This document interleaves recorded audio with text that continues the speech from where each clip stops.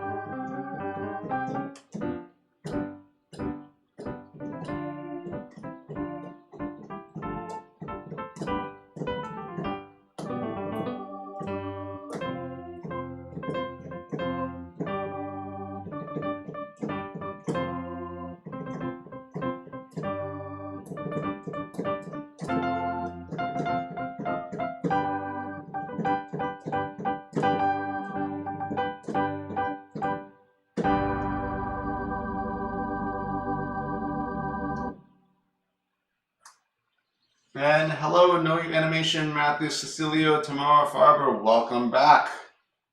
So now I'll play the introduction to Star Fox at a little bit faster tempo.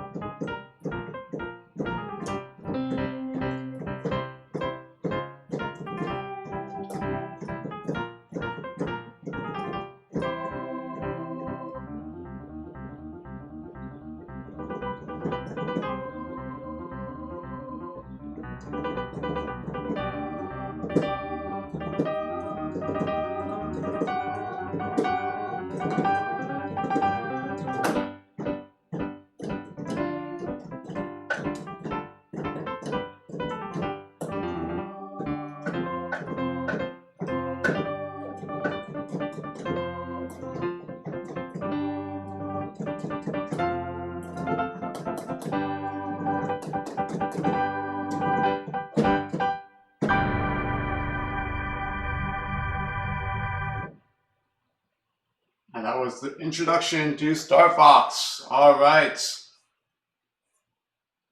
And hello, Mini Lame. All right. So, by the way, super chats are it's at $10 US dollars for super chat requests. I can play part of the part of the ending. All right. Let's look at the ending.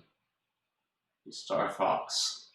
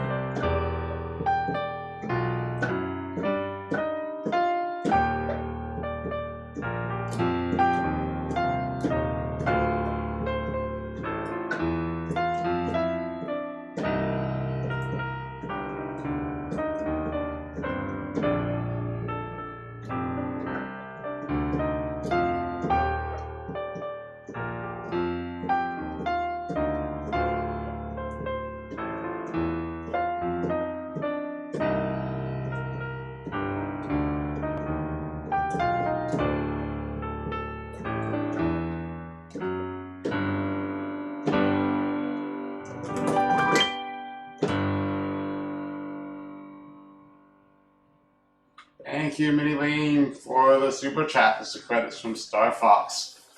Really beautiful music there. All right.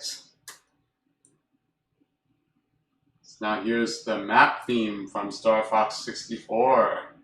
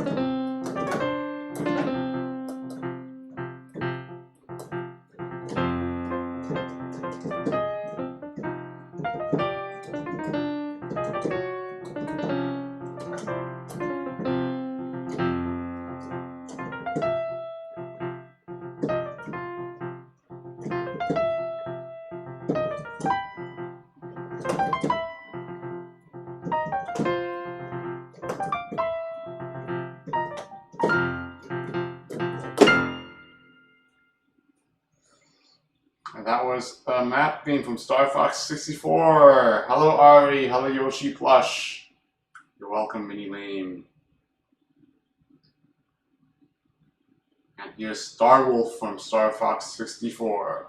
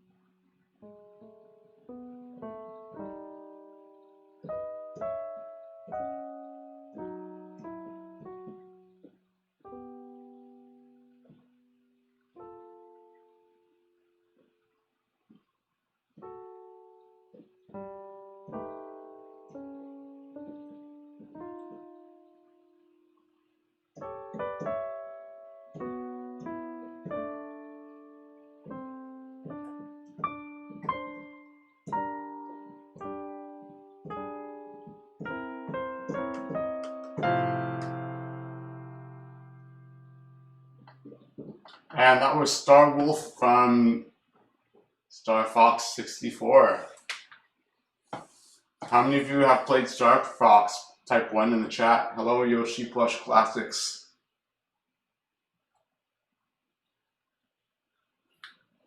Yes, I mean, okay, I'll take, you see, there's not much Star Fox music I have here compared to like Mario and Zelda, so if you want to request like a Mario piece or Zelda piece or Sonic piece, that's fine too.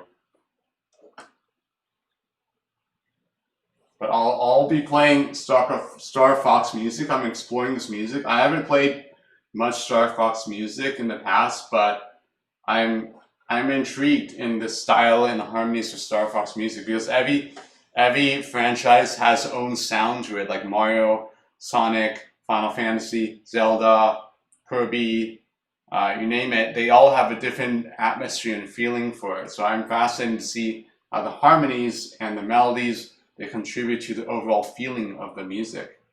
And hello, Joseph, welcome. You're very welcome.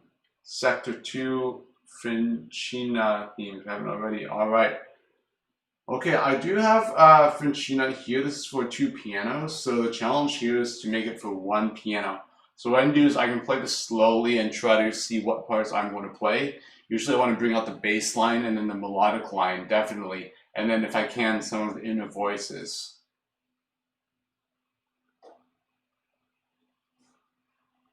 So I'm going to play this through slowly first to get a feel for this.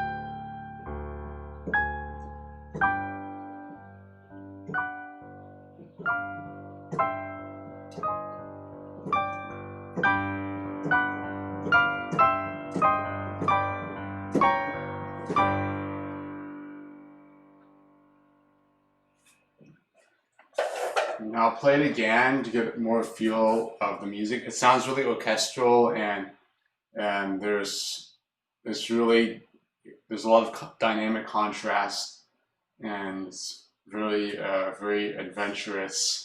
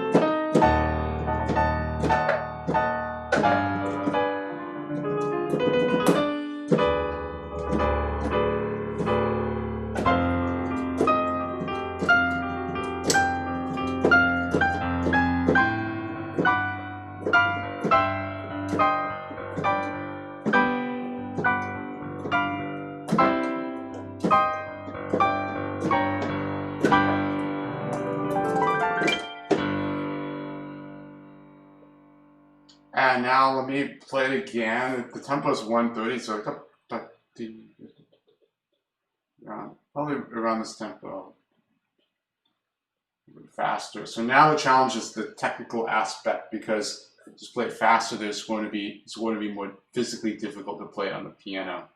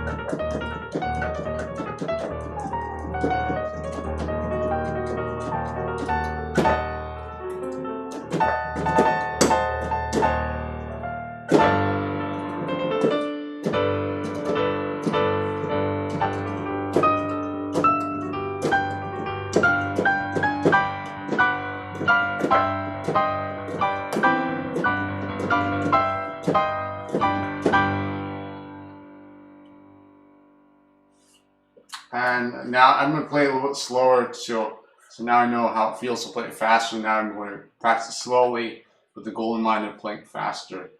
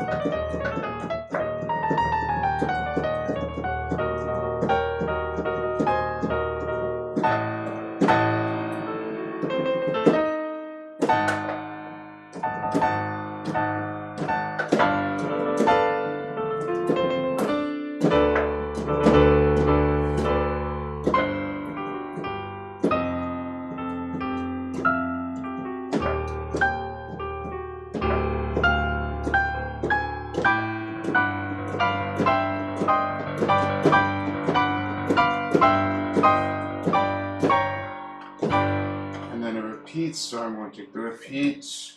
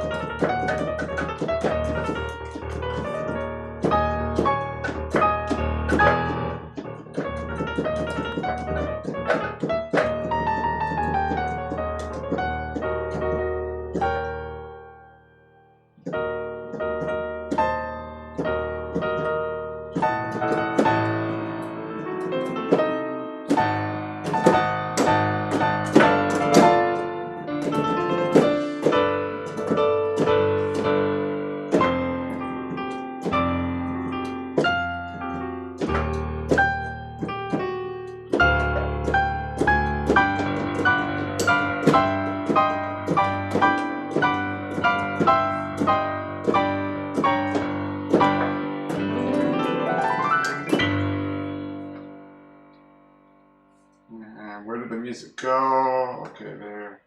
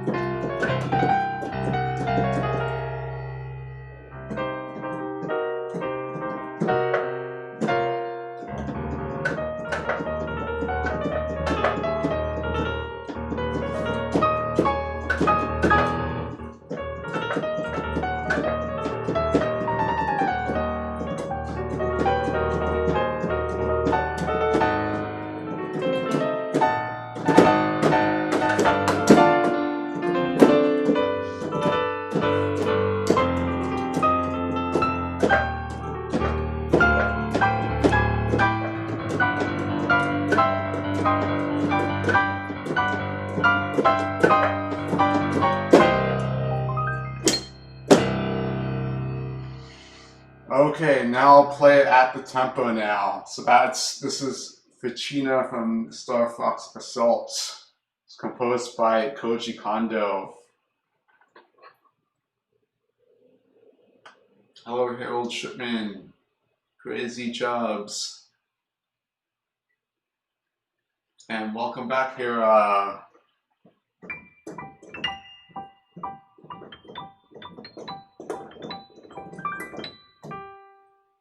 And welcome back, Joshua Foley. Thank you. Thank you, Yoshi Plush Classics. Thank you, Joseph. Hello, the Mexican kid. Thank you, Alexander Griggs. So yes, I'm just sight reading Fichina. I'm learning it on the spot. So now I'll play it.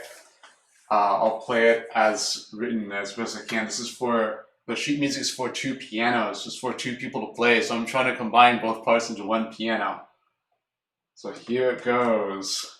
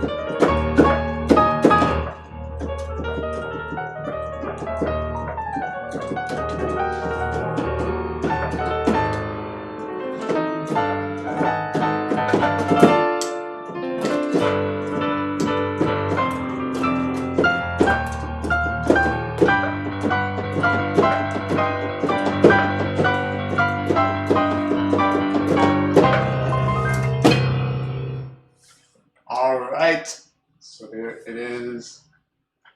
Fichina from Star Fox Assault. Thank you.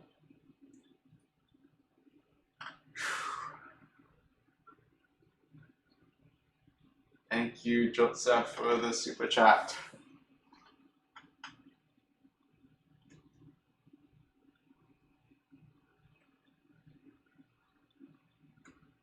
Thank you, Hira. Welcome, statistics to the stream. Thank you, Yoshi. Thank you, Hira. Yes, It's a lot of notes here, and it's like it depends on the tempo to take, right? Because like the tempo is 130, so I'm just estimating.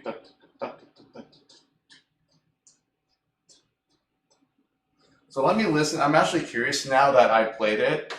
I'm actually curious to see how it actually sounds, the original sound, and to compare it to what I played and see if there's any insights I can gain. That's just the interesting part.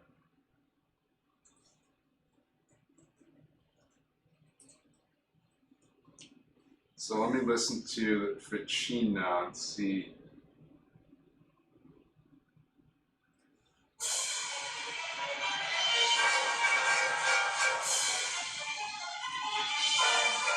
Yeah, so that's what I thought. Like the writing here, I thought of these is as the strings, and then these are like horns here, and it's very orchestral. So that was my instinct, and I was correct in that. And now here, yes, there's no dynamic marking here, so I thought this was actually more intense, but it's actually more light here. So it's like instead of because it's different. If you like, when I study like music from different composers, like if this was written by different composers, it's going to be played differently because of the composer. But yeah, it really depends, yeah, on what's in the music here, the dynamic indication. So if there were a piano here and then there's like leggero marking, then that would give me more clues, because part of this like there's not enough information in the sheet music for me to ascertain like what I'm hearing, because the sheet music should be representative of what the sound is, because the point is to the composer to convey the information to the performer, and for me to communicate that to the audience, to you. So I'm basically the medium between the composer and the audience.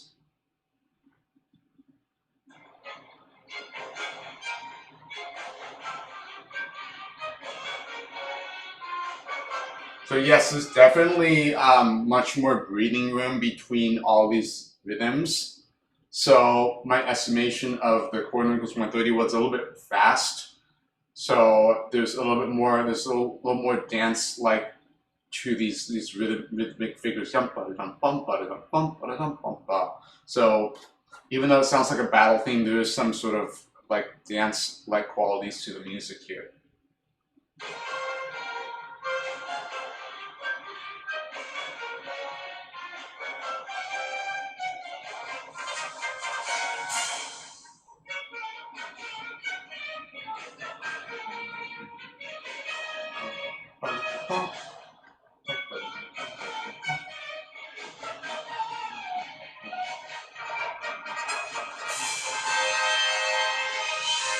And there, see those horns? The piano can't do that, especially in electronic piano. One of the things that's frustrating about playing electronic piano is that the decay of the sound is already pre-programmed here. It's like when you pull down this chord here, the sound starts dying away immediately. You see, like it's already like 5 seconds afterwards, it's much softer.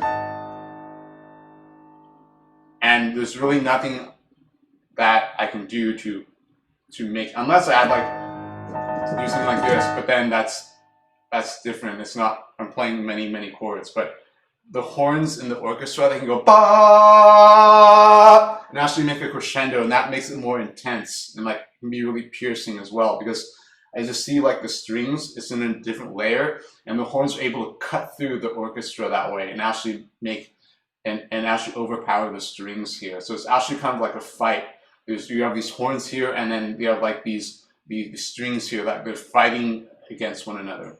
And many composers, they like to do that, especially in the late Romantic period, where the orchestra got bigger and there were more textures, and then composers started to make like the romantic style was like the like sometimes like the romantic style would be like sections of the orchestra would be fighting against each other, or there'd be soloists like the piano fighting against the orchestra, or the piano are fighting or the orchestra fighting the soloist. So there would be like all this it would create more drama that way.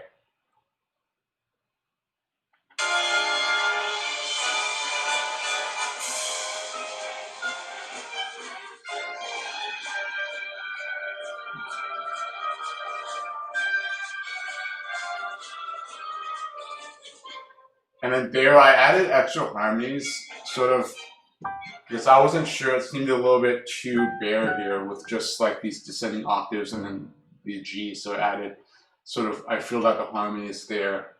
And overall, yeah, overall the impression of this is much more, is not as intense, it's more, it's like dance rhythm. So I would actually have preferred if the music had these slurs over the 16th notes, so it'd be like yum ba da dum bum da dum, and that way it would be more communicative to me as an interpreter of how to play this, because if I don't see that, then I'm going to think bum ba da dum bum ba da dum bum ba da dum bum bum, and I'm thinking of like 20th century music, almost like Prokofiev type of touch, where there's more thicker touch, and it's not as light and springy, and almost this articulation is almost like looking back at the Baroque period, where you have this or the classical style, but more like the Baroque period, where you have the staccato and then these slurs over the 16 notes, yum ba da yum bum be da dum bum be da yum bum ba, where the articulation is extremely important, actually arguably more important than the pitches of the notes.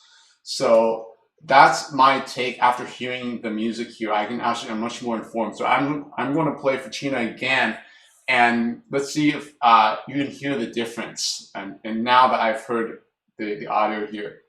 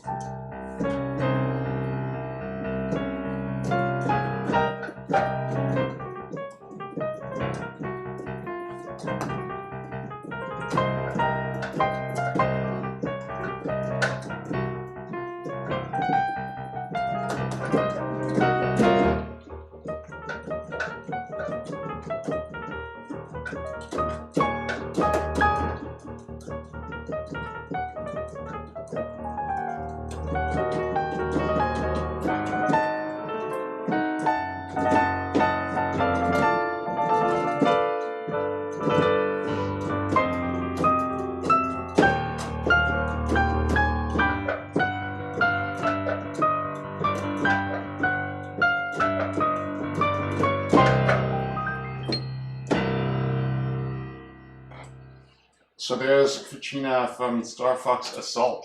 So see, there's these two versions here. And again, music is an art, it's not a science, so there's no, there's no formula on how to play this, and what's correct. Sometimes it boils down to a person's taste as well. Like if you like these rhythms that are like really heavy, or you like a sort of more dancing style to the music. In a way, like the dancing music can actually be even more scary, more ominous, because it's a battle theme, but in actuality there's like a playful element, but it's actually not like a child's play, but it's rather kind of like a more sinister, like hinting at more sinister elements with these dance-like rhythms. So you kind of see that in Kefka's theme in Final Fantasy VI.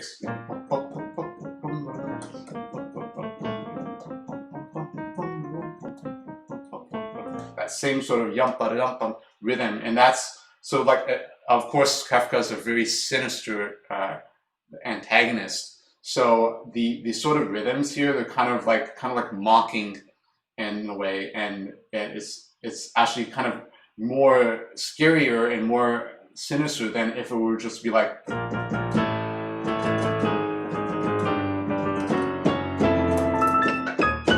If it were something like that, because like some sort of like the sinister element of the dancing theme is the dancing rhythms kind of, it makes the music more sinister. So that's my take on Fichina. And again, it's a style. It's sort of, it boils down to taste eventually. And so, you know, my opinion of this, how I'm going to play it may change tomorrow, might change in a week from now, or a month or a year. It's always changing. Like, I don't really have a set interpretation. So like when people ask me, like, how long does it take you for you to learn a piece? It's really hard for me to answer, give a clear-cut answer, because like for this, it's really, it's just my interpretation at the moment, and it could change in a week from now. And then I have to kind of relearn the music because then I see it from a different angle. So in a way, like I never really learn a piece because it's never like the interpretation is never really set in stone. So it's always like the interpretation is always changing, and that's what art is. It's never like set in stone. It's not like this is how the music should be played and that's the way it is. But it's always changing due to like external events, like what's going on in the world, essentially, because like pianists aren't on an island. They're always affected by like what's going on around them. So that's the nature of performing music. So welcome back to the stream, Mr. Bakayama, J-Frog, Alabama. Hello, Oakley, Sierne. Thank you, Joseph. Yeah, that was I had a lot of fun playing that. It was a challenging piece, but I was up to the challenge. Welcome back, J Tokyo. Yeah, so this is basically the streams. I want to be like, I don't just want to play piano. I also want to talk about the music and analyze the music as well, because I think people, they want to learn about how like I look at the music and how I interpret the music. And also, I think people can learn a lot if they're also playing video game music on the piano. They can gain more insight on how I approach music and my thought process, because I think people are interested in that as well. So like sometimes in the streams, I'm not going to be playing piano all the time. I mean, I'll be talking about the music as well, kind of go into detail about some things. Then I'll play some music as well. So that's what I plan to do. And so, and then each stream will have a certain theme to it. Like it'll have a different video game, or, you know, I'm also thinking of doing like other like non-video game music, like I don't know, like Billboard, like top 40 Billboard music. So because, you know, it's they're just different worlds of music to look at, and I just want to, you know, to just have fun and see what the different styles of music are there. And I know there's a lot, you know, different modern music out there these days. So now I'll play another Star Fox piece. Let's see, this is pieces I got from Nin Sheet Music, so Star Fox music here, and I just put into a playlist here. So I think, let's see. Okay, so here's the main theme from Star Fox Assault. And I'll start it through a little bit under tempo to get a feel of the rhythms and harmonies and so forth.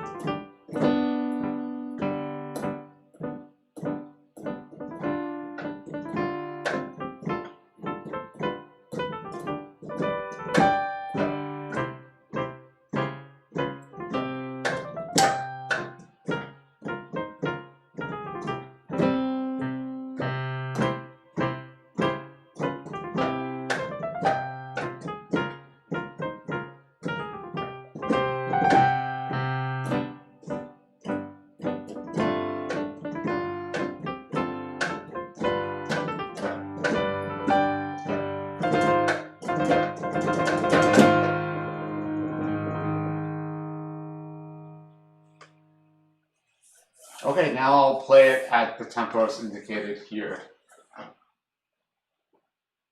Yes, this is the theme from Super Smash Brothers. That's right here. Yeah, like Beatles and Elvis. Yeah, sure. I mean, there's a lot of good music. I mean, good music is good music. That's what I'm saying. So, like, yeah, like I don't want to like limit myself to just playing like video game music. When I know Beatles songs and yeah, like yeah, and Elvis is great. There's like Elvis composed like a holiday song, so yeah, I can play holiday music soon. And welcome back, Lapis Lazuli.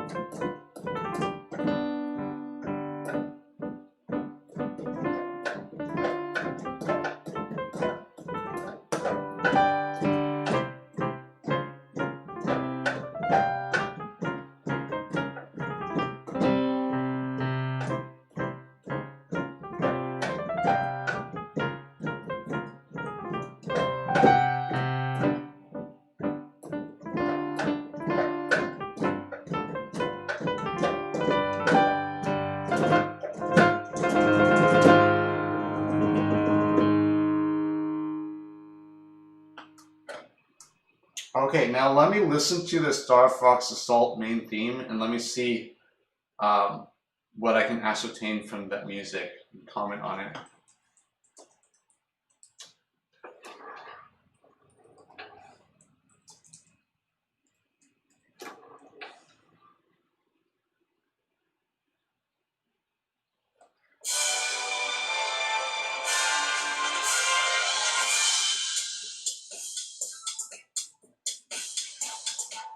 All right, so there's already like an electronic track in the background that I completely was unaware from the music. So um, that's it's hard to do that when the left hand is already playing harmony here. So essentially that would be playing like an eighth note pattern here. And then so to arrange the music, one would have to judge if they want to bring out the eighth note beat or to bring out the harmony. So it's again boils down to taste, because if I were to arrange this and add the eighth note notes, it would sound, I place on the harmony with the right hand and then the eighth notes with the left hand. That would be one possibility, and I think that this eighth note electronic rhythm is added in specifically for this game. I think for the original Star Fox theme, if I'm not mistaken, they don't have this electronic rhythm. So for sake of differentiating the theme from Star Fox Assault and from Star Fox 64, I think the eighth note rhythm would be an important addition. It also would sound too much like the Star Fox 64 main theme. So let me check that. So it's kind of like for historical purposes or comparison between the Star Fox games.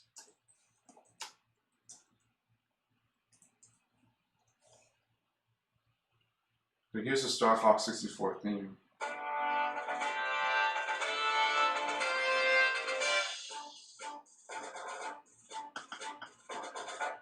Yeah, there's a percussion, but there's no in the background. But in Star Fox Assault, there is.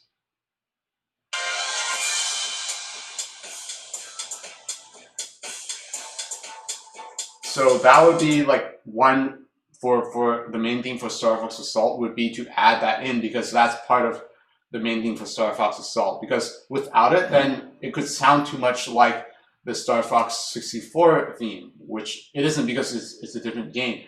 So, but then there's the issue of, you know, pianos only have two hands, so you can't have like harmony left hand, the right hand, and another hand playing this. So it has to boil down to figuring out what's the priority, and that's why there's some arrangements that are for two pianos, as we've seen for Fichina, where there are two pianos, because it's not practical to put all those parts for one person, and it's just, if for one person it'll sound like there's something left out. So that's why the arrangement, the solution is to make it playable for two people. But then you have the challenge of ensemble issues, whether like if the timing is so complex, it's hard for the two people to coordinate the rhythms precisely, because the challenge of playing with two people is to coordinate the ensemble so that the ensemble is correct. Like for two people to play one key at the same time or two keys at the same time, sometimes it's difficult. So there are some like husband and wife teams that could they could almost like read their minds. Like they would be sitting across from each other because the two pianos wouldn't be set up side to side, but it's that the pianos, they face each other. So the two people, they'd be facing each other. And I know like I heard of like the Vronsky and Bobbin duo piano team. They didn't even have to give any cues, like any nods or breathing. They could actually know when they would, when they could actually like communicate somehow that they would both be playing at the same time. And so if you hear the recordings, it's amazing. Like the ensemble, it sounds like just one person playing. So, but not all piano duos have that capability, of course. So, and the Vronsky and Babin duo, I think Victor Babin, he studied with Arthur Schnabel, who studied with Theodore Leschetizky, who studied with Carl Czerny, who studied with Beethoven. So there's that lineage of going back to Beethoven, and Vronsky and Bobbin taught one of my former teachers, Paul Shenley, and so I studied with Paul Shenley at the Cleveland Institute of Music for 4 years, and so I have that lineage of learning from Beethoven, that lineage, and also at the Yale School of Music I studied with Claude Frank, and it was amazing studying with him, and I've just met so many stories to tell. And so, well, for Claude Frank, he studied with Arthur Schnabel. So actually, I actually studied with Claude Frank, and I bypassed that previous generation that studied with Schnabel, because I studied with Claude Frank really late in his life. So Claude Frank studied with Schnabel, who studied with Leschetizky, studied with Czerny, and then we studied with Beethoven. So I actually have like a closer connection to Beethoven through studying with Claude Frank. So, but it was amazing studying with Claude Frank. It was just an amazing experience. So I bring that classical music teaching, that classical music approach to playing the video game music. So my argument is that to learn piano, you have to learn classical music. You can't expect to learn technique from playing video game music. It doesn't work that way. Even like people who study like jazz or any other genre, they oftentimes they're saying like you have to learn classical music to gain that skill, and then you use that technique and that approach to play like jazz or video game music. Because like certain aspects of here, when I'm playing these notes here, for example, like this,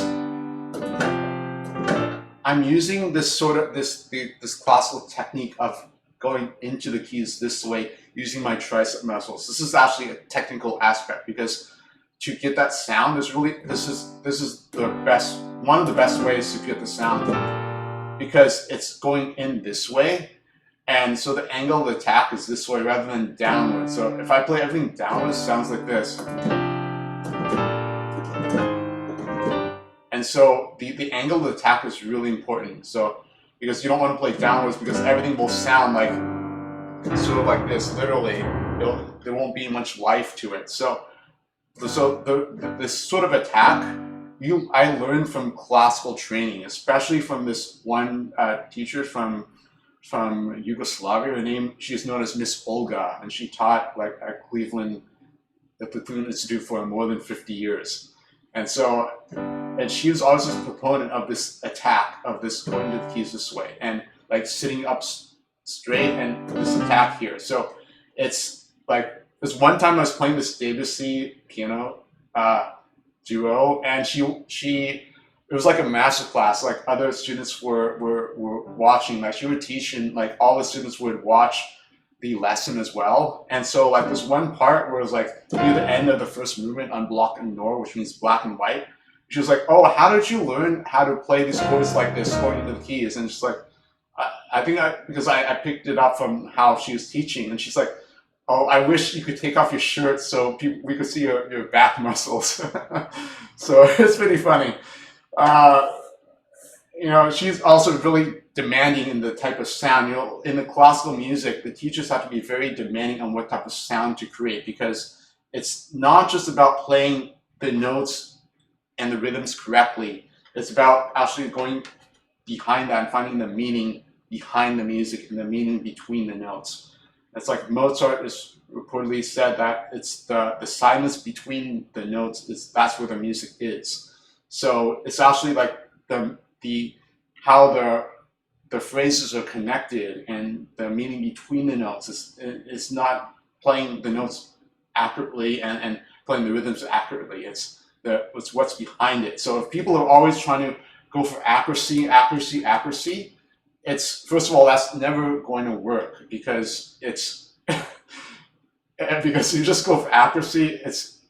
There are going to be so many other variables that can throw a person off, like through like performing and like nervousness and things like that, and it may work in the practice room, but in the performance setting it may not. It's not really reliable. So it's like going for the character of the music, going for the meaning behind the music. That's actually much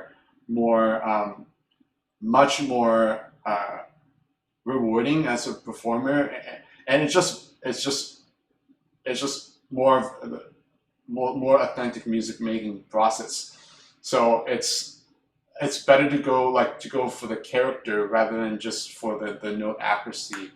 And so that's the idea. So like a lot, like for me, I would always prefer to listen to a performance that had mistakes but had emotion and character and a lot of expression in the music, and versus a performance that was note perfect and there were no errors with timing, but there's no emotion or expression. So that's kind of like a robot. If you program a robot playing the piano, a robot could play all the notes perfectly and the rhythms perfectly, but then there wouldn't be any or much emotion or expression. So that's what I prefer. Again, it goes down to style, right? It goes down to taste, like what people.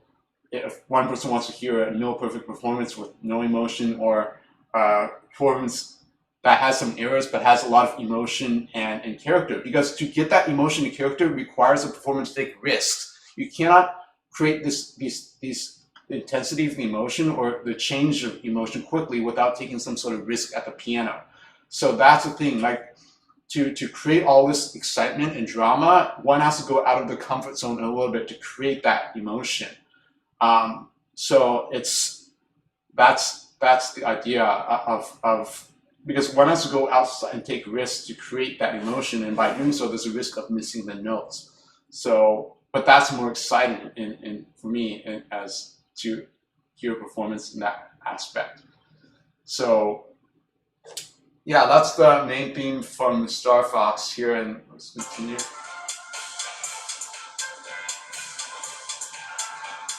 And there, see, this is the flute playing this part here, and I had no idea that was a flute there. If they're like, if there's some cue like leggier or like portato markings or something that would make it more flute-like, then I could pick up on that.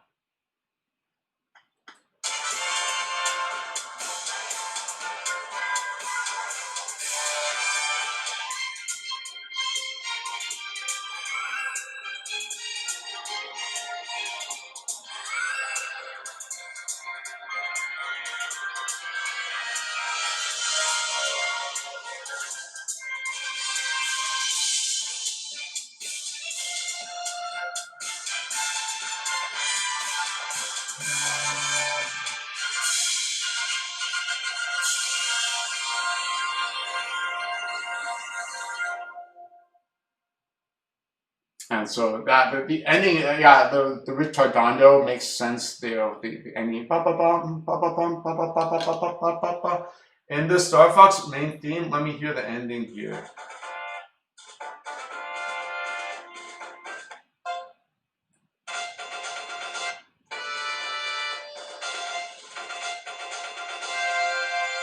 Right, in the Star Fox 64 theme, there's no ritardando, there's no slowing down. So see that's good. The arranger here included the ritardando marking there because it's not, there's actually slowing down at the end here with this ending.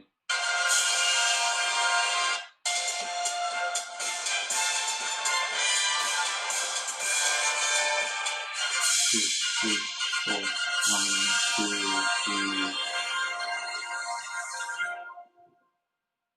So that's the main theme from Star Fox Assault there.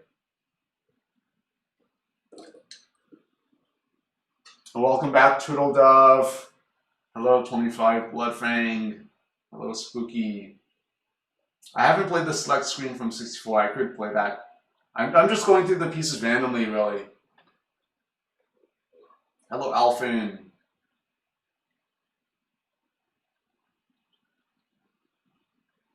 Yeah, so classical music, studying classical piano, when you learn a variety of pieces and from all the different periods of classical piano, not just the classical period, but I'm talking about the Baroque, classical, romantic, impressionistic, modern period, and maybe even like the Renaissance music if you want to study that as well. But studying a wide variety of repertoire is going to improve your playing a lot. You want to expand your repertoire. You don't just want to play like Mozart sonatas all the time. Even though Mozart is beautiful, like Mozart is considered the best composer ever in the history of music. So it's, you don't just want to study Tchaikovsky pieces, or you don't want to study one composer all at one time, especially if you're learning piano. You want to actually sight read a lot of music so you expand your repertoire. You don't want to perfect piece after piece after piece, because you're going to spend like a lot of time just perfecting 3 pieces, but when another person, they can sight read like 100 pieces and expand the repertoire that much, and actually that's going to be much more, that's going to make the sound more beautiful, in my opinion, because when a person learns a lot of music and they expand the repertoire, then they get a bunch of experience playing so many different styles of music, different emotions and characters and dynamics and rhythms and melodies, that they can use that knowledge to play more pieces. So it's really beneficial to expand your repertoire when you're learning piano. Don't try to perfect everything. So one mistake people make when people, I guess, a habit, some people, they want to perfect everything when they're first starting. They feel like, okay, I started piano, I want to go on the right track, I want to start off on the right foot, so I want to do everything perfectly before I go on. That's a really good attitude to have, but it's not, in my opinion, it's not the best way, because if you try to strive for perfection in everything you do, you're not going to make as much progress, because you should be learning a lot of pieces and just gaining that expanding that repertoire, rather than just having a small repertoire and trying to perfect that. If you're trying to become like a professional pianist, going to professional routes, yes, you may want to spend more time perfecting pieces, because you may have to play them for exams, like yearly exams or for competitions. But even if you are going a professional route, you still should do sight reading, because sight reading is really an invaluable tool, because essentially you're going to be able to learn music more quickly, because if you can sight read more music better, you're going to absorb that music more quickly, because you can read it more quickly. So, and then there are people that say that, okay, there are only 3 types of pianists that sight read or play by ear or read sheet music, and I don't believe in that. I believe like everything in music is somewhat interconnected. So just because one is good at sight reading doesn't mean they're horrible at playing by ear or reading or memorizing. I think the third one is memorizing, reading by sight, playing by ear, or memorizing. I don't think they are independent, completely independent of each other, because it's like memory and sight reading. Yes, when you're sight reading, you're kind of in the moment and trying to read everything. You're not paying much attention to memorizing the music, but in a way, like, you kind of are memorizing like the overall sound picture and the feeling, right? Like, it's the sort of the impression you're memorizing. It may not be like the notes, but it may be like the overall impression. So it's It's, and then when you memorize a music, you just don't want to play the same way you do all the time. Like for me, I don't want to, whenever I play like a classical piece, I don't want to play it how I did yesterday or just like an hour before. I always want to play it a little bit differently. And so, so in that aspect, it's kind of like you have to have like a tabula rasa approach to playing the music, because you want to have like, imagine like if you're improvising, you're being really fresh and spontaneous when you're playing the music. It's not like you played it 1,000 times already and this is the 1,001st time you're playing it again.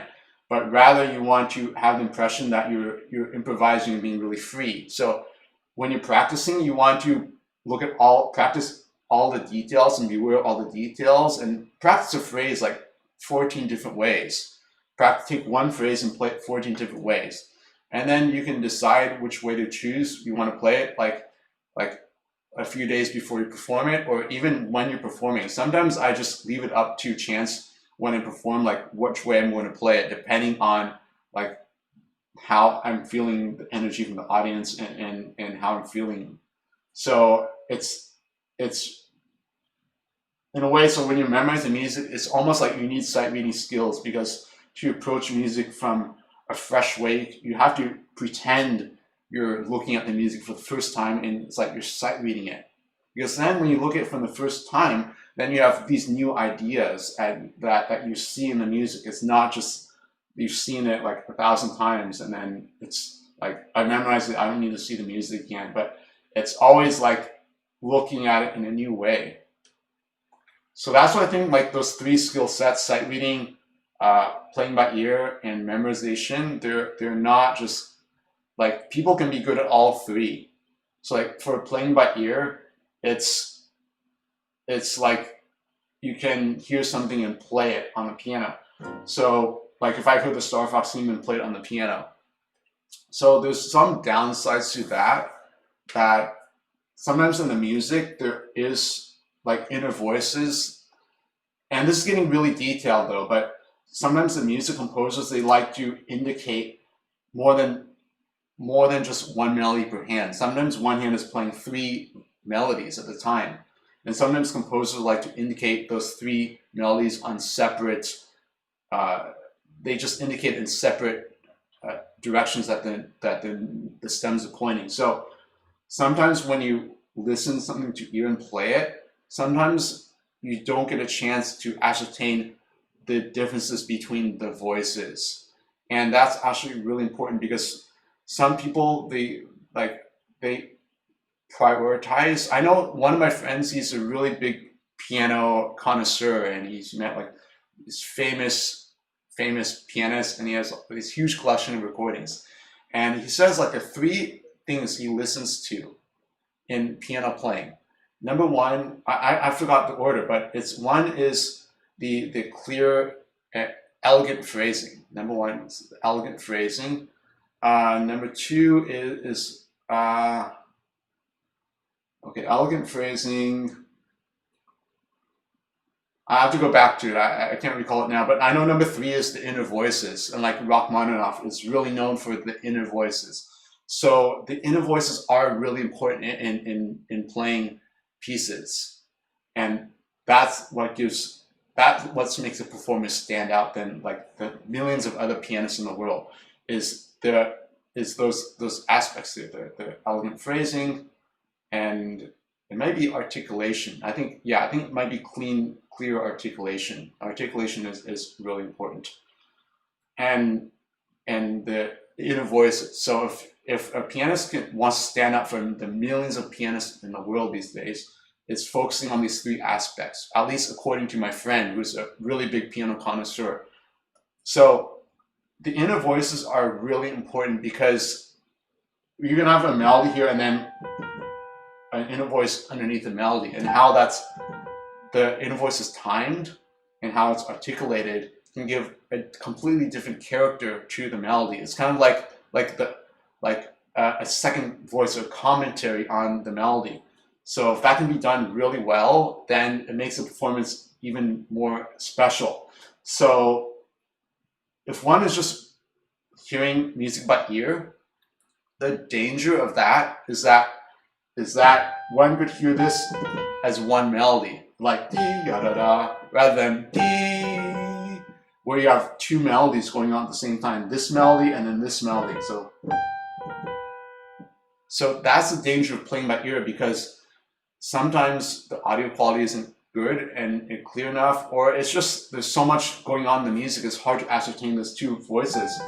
So then if somebody hears it by ear and plays it like this, that's actually wrong, because then it sounds like one voice rather than two voices.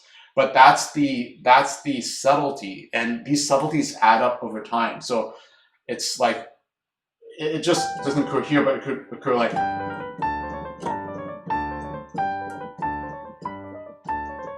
and I'm just randomly making up music here, but those add up over time, and over time it gives a different tone picture to the music.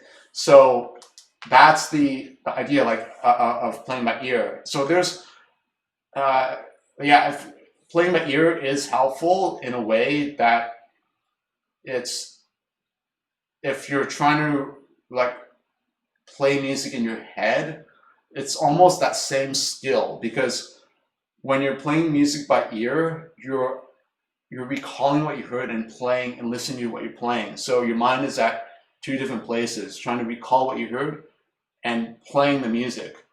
So many times when I recall music, but then when I start playing on the piano, I feel like there's some obstacle that's getting in the way of me fully expressing what I recall onto the piano.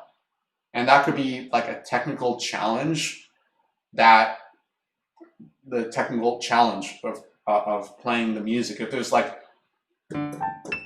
a jump here and I think, okay, da, da, da, I can sing it, I can hear it so easily, but to play it is a different story, because I physically have to go from one note to the next. And it's not like instantaneously I can teleport my hand from this note to this note to this note. So I do have to spend some energy to figure out how to go from one note to the other note in a technically secure, as best as possible manner. So that's the playing by ear, and so playing by ear, you're using that skill set of hearing the music in your head, which is actually a really important skill, because in my opinion, to play piano is a process, an authentic process in a way, is that the music has to come from the performer. And then if the technique is correct, then the music flows from the performer to the piano without any inhibition. But if there's a technical problem, if the person is really tense in the arms, then they're not going to be able to play like exactly how they want to play, because how they want the music to sound, because of a technical issue. But number one is to actually hear the music inside, what we call your inner ear, is that you can hear the music inside of yourself first, and then once you have that step, then play it on the piano. So like one of my former teachers, she said this really good exercise, that to play the music inside of you, away from the music and away from the piano. So essentially, it's almost like a meditation, because you have to focus. You have to hear the music from the beginning all the way to the end and not lose focus, not get sidetracked. Like, what am I going to eat for dinner? Or what do I have to do? Like, what errands do I have to run? Or things like that. You have to stay focused from the beginning of the piece to the end. And some of these pieces are like 12 minutes, half an hour. Some pieces are like over an hour long, like Beethoven's Diabelli Variations. So sometimes it takes that much focus to stay on track and to hear every note. Like, you can't cheat. You can't pretend like, oh, I'm just gonna go, but you actually have to hear every note, and to actually to hear that. So you have to be honest with yourself, because nobody else can tell if you're actually hearing correctly other than yourself. So there's a lot of, like, you have to be your own teacher in that moment, and to really own up to what notes you're hearing, what notes you aren't, because if you aren't hearing all the notes, it's going to come back. The problems are going to surface in the performance. Then there's a saying, like the performance is like the ultimate, like, it's like the judgment of how a pianist practices, because it's how a person performs is essentially a reflection of how they practice. So it's actually listening to the music all the way from the beginning to the end, and then solving the technical problems, and then everything flows that way. So that's the idea. The issue is when people start learning piano, one of the issues, the problem is that they're told, okay, you have to play, you set your hands on a C major 5-finger pattern, you place your thumb on C, your second finger on D, your third finger on E, fourth finger on F, fifth finger on G, and then you play like a 5-finger pattern, and you play the notes in this order and you play a chord. The issue with that is that students are taught to simply play keys like this. And they're not getting a full education experience on how the piano is played. So eventually when they play more and more advanced works, they're going to get into a roadblock. They're going to be like, how come I can't play faster? Or how come I can't learn these difficult pieces? Or how come I can't, my dynamic range is so small or limited? It's because of the approach. It's because they've been taught and they've been trained and have this habit of just playing notes like this and without having the music come from them, inside of themselves. So yes, I can play like this circus piece and I'm just focusing on the notes. I'm doing a complete disconnect as best as I can. I mean, it's hard for me to do that because I've been trained in a certain way. So if I just pretend I'm just playing notes like without the music coming from me, okay, it might not sound too bad, it might not sound like horrible or anything, but it's actually not the right way. It's not the authentic music making process because I'm not hearing the music inside of myself first and then having the music flow out with proper technique into the piano, because the piano should be an extension of the person's body and mind. So that's the aspect. So, and we try to make the piano sing. So making the piano sing is a really important aspect. It's not, yes, the mechanics is that a hammer strikes a string and the string vibrates, and it's not that, because to make the piano sing, it requires the pianist to be clever and the pianist to be really intelligent and clever, because it's like piano playing is like a magic trick. It's always making the piano like singing. So going back to singing is that if you look at people sing, the instrument, first of all, singing is the most flexible instrument ever. It's more flexible than the piano, because for piano, I can only play C or C sharp. I can't play like the quarter of a C, and then, you know, I can't play like 0.3 C. That's between C and C sharp. But a singer can sing like thousands of notes in between these two notes. But a piano is limited to only playing this C or C sharp, but nothing in between these notes. So a singer has that flexibility. So, and also the singer, the instrument is inside of themselves. So they have this ability the singing is really flexible. So oftentimes it's the singing, it's a really good way to improve your playing as well, as if you sing as you play piano. Not when you're performing it, but when you're practicing. Because when you sing, then it's like you have that music inside of yourself, right? That's what I was talking about earlier, having the music inside of yourself and then playing the notes on the piano with the technique in working order, in good working order. So, well, singing it da da da da da, then it sounds different. If I just play, okay, I'm going to play these keys here, one after another, and I'm going to connect them so it sounds legato. And now I'm going to play it and sing it. Da da dee da da. You see, there are two worlds apart in my view. There's a complete difference between the first example and the second sample. I'll play the first example again, and I'll play the second sample. So you see, there are two different worlds. I mean, the first time I did was more effective. The second time I was kind of like too influenced by my singing still, and I was referencing my singing when I was trying to do a disconnect. I mean, it's hard for me to just completely disconnect because I've been trained a certain way. So that's the playing by ear, because then you're using your inner ear to play by ear. I mean, you have no other choice because you have to reference what you've heard to play on the piano. If you don't have that reference, if you're not using your inner ear, then it's hard. You can't play by ear because you don't have anything to reference from. So that's what playing by ear does have this as important skill to develop. So all these skills, they are important to develop, and so that's the aspect of the approach of hearing the music, and then with proper technique, having the music flow from you to the piano without any inhibition. So it shouldn't be like you're straining the sound. It shouldn't be like, if I play the Cornelia theme, I'll pretend I'm straining to play the music. So the main theme here. So if I strain, it's like,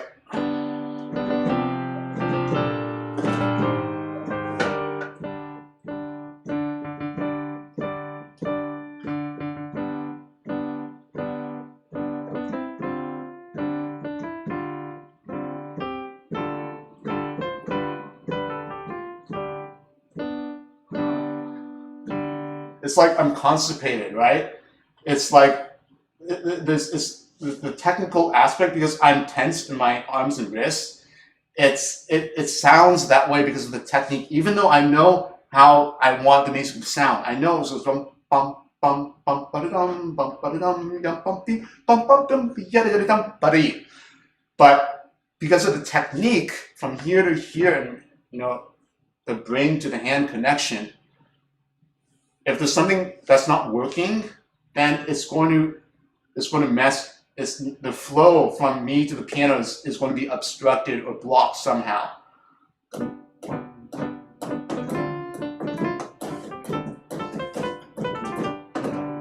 So that's what I'm talking about. Like, you don't want to be straining here.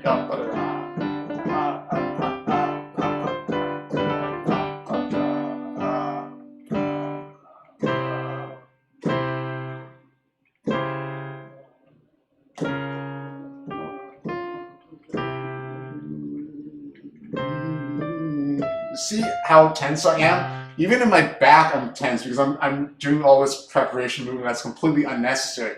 So that's the aspect you want to. And then so again, knowing how, then we go about the technique. Okay, how to have the technique correct, and that takes years and years of training. You can't learn all this technique in like a split second. You have to. It takes like about 10 years to start from the beginning, to play the most difficult works on piano, and that's if you're taught correctly, if you have the right technique. But yes, it is important to all this approach is all connected with the technique. Like, so there's some ways people teach technique is studying from the hand or studying from the larger muscle groups. So there are different ways, and they're both convincing. They're both convincing on how they work and the approaches, right? So like when you focus on the hand first, then you learn that, like, okay, what is the most easiest way to play a key without strain?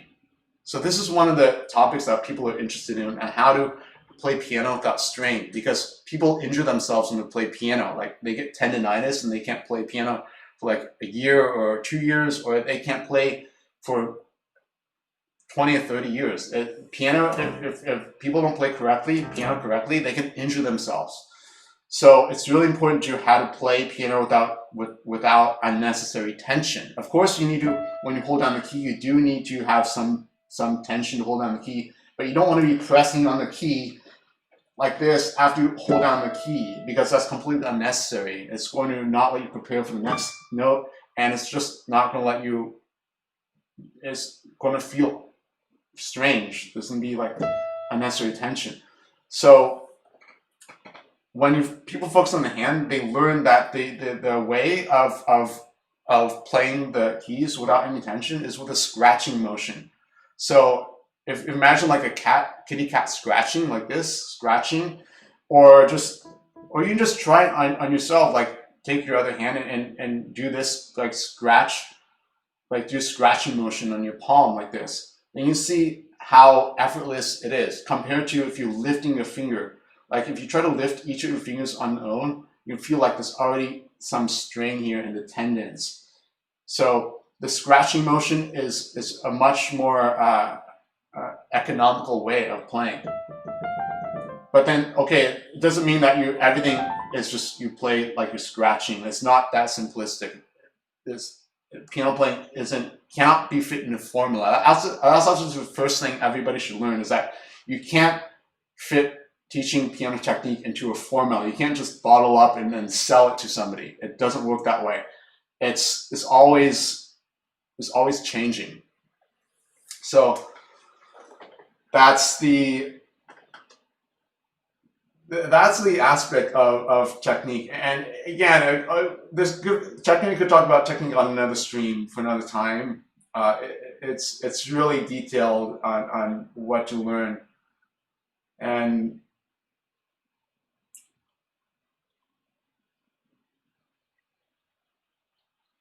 yeah, the angle of attack, I'm just catching up on chat here. So there are a lot of great comments here. That's great you're engaged with what I'm saying. It's not like I'm talking to a computer here. So that's great you're listening to what I'm saying and responding to it.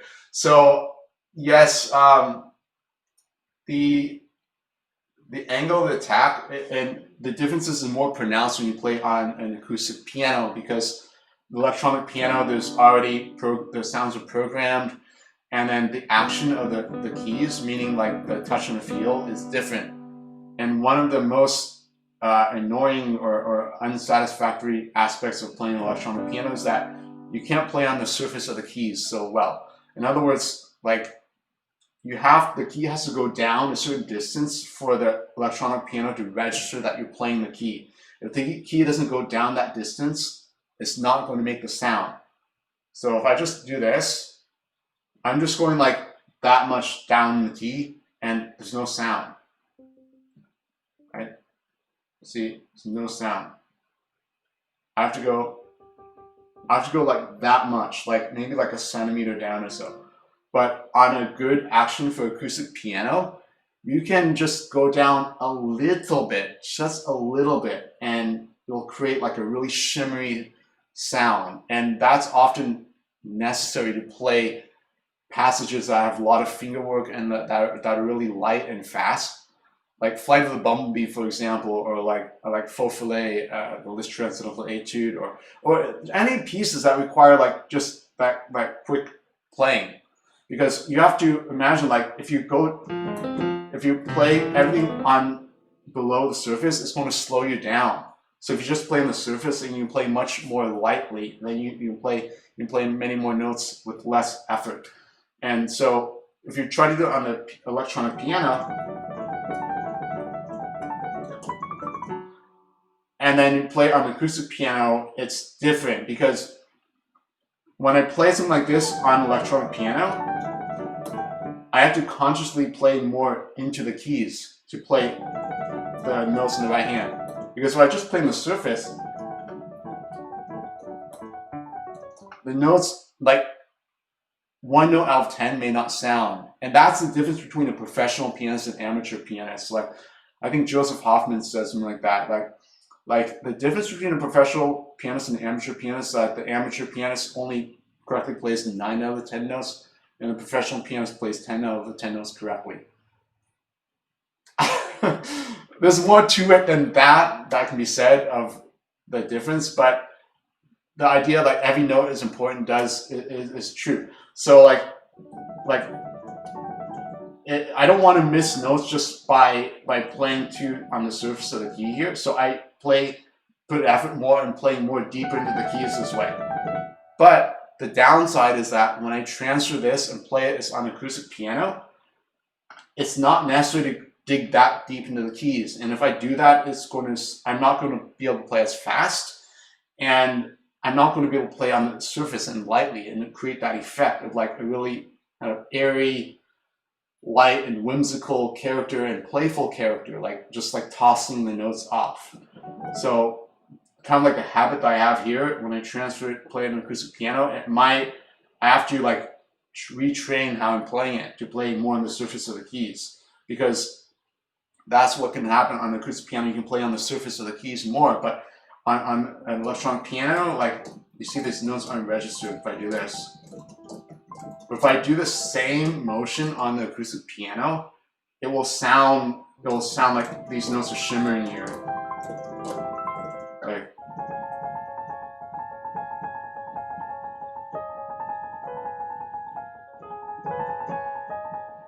Like playing Ondine on electronic piano is almost like a joke, right? That's by Maurice Ravel from Gaspard de la Nuit. It's considered one of the most difficult pieces. I think Ravel purposely composed a difficult piece for that. I think also like Islami by Balakarev. I think Balakarev also wanted to compose Islami to be like the most difficult piano piece ever written. So, okay, this because these notes here, it's not a trill.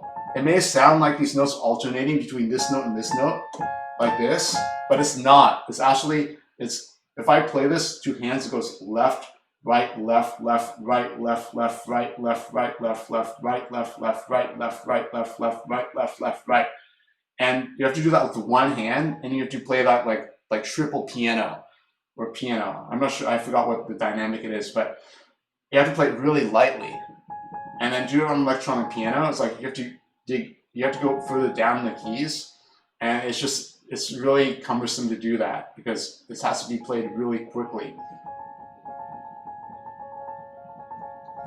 So that's a challenge there. So I always prefer practicing on an acoustic piano because yes, electronic piano is good to learn pieces on. Like you don't disturb your neighbors when I'm wearing headphones like this and playing. And so that's the advantages of one of the advantages of playing an electronic piano. Also the keys don't get off tune, right? You can play like a C major chord and like listen to it and hear how awesome it is. But an acoustic piano, you have to tune the piano like at least twice a year. So yeah, I prefer playing on an acoustic piano so that I don't have to adjust my playing to the acoustic piano. And these small adjustments do make a difference over time because it's not just like I'm playing one or two notes, but I'm playing like thousands of notes, tens of thousands of notes. So all those small differences add up over time.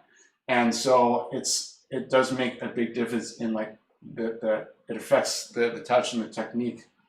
So it's that's the difference between, to answer your question, yes, the angle of attack does make a difference on acoustic piano because the piano will respond to this than if I just play down like this.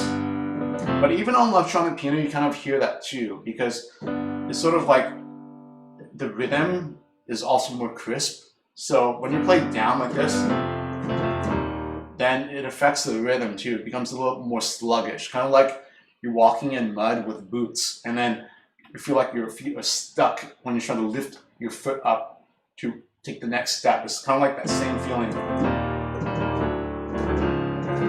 Rather than if it's this way, then it's actually, the wrist is actually not like, the wrist can release the note immediately as the attack. So one of the benefits of doing this is that the attack and the release is simultaneous. So going down like this, it is possible. This is not incorrect to play piano like this, but the attack and the release happen at completely distinct moments. Here's the attack and this is the release. So, but if you do something like this, then the attack and the release, they're more aligned with each other. But then, yes, there are different approaches. When you play this, you're actually hearing the sound at or before you play. But when you do this, you're actually hearing the sound after you play it because you're going like almost like the sound is making a crescendo, getting loud after you play it. Rather when you do this, it's like the sound you hear it is it's at the exact same time or before that, even for the preparation. So it's actually, depending if you're going outwards or inwards, it's going to affect how you hear the sound. And it depends on the style of music, who composed the music as well, because different composers are going to sound better with different approaches to playing.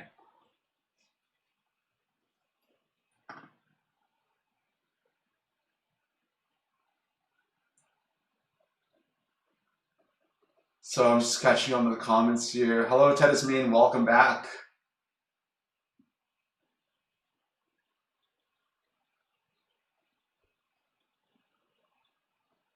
Yes, Joshua Foley. Playing by ear does have advantages and does have disadvantages. So there's always it is like useful to have a skill of playing by ear, but then just relying on that completely, it may not be the most best way. Because say you're trying to learn a Bach fugue or a piece that has like 5 melodies at one time, and then if you learn by ear, you're not going to necessarily know that how each voice is independent from each other. Because, for example, if we go like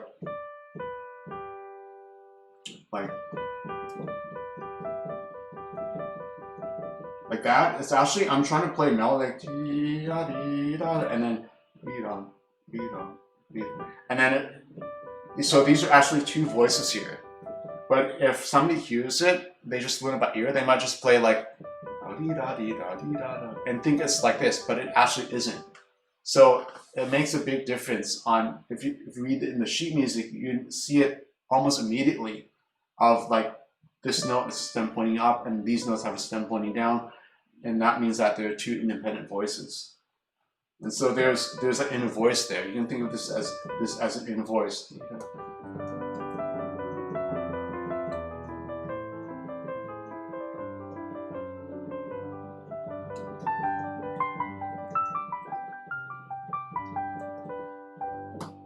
Something like that. So that's the inner voices there.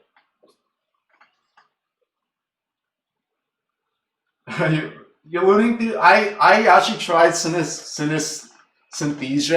I did a study on that. I did when I was studying doing my piano pedagogy report, a research project. I did do a piano pedagogy research project when I was at USC doing my doctorate, and one of my project was to study synesthesia and see what were the advantages of learning from synesthesia.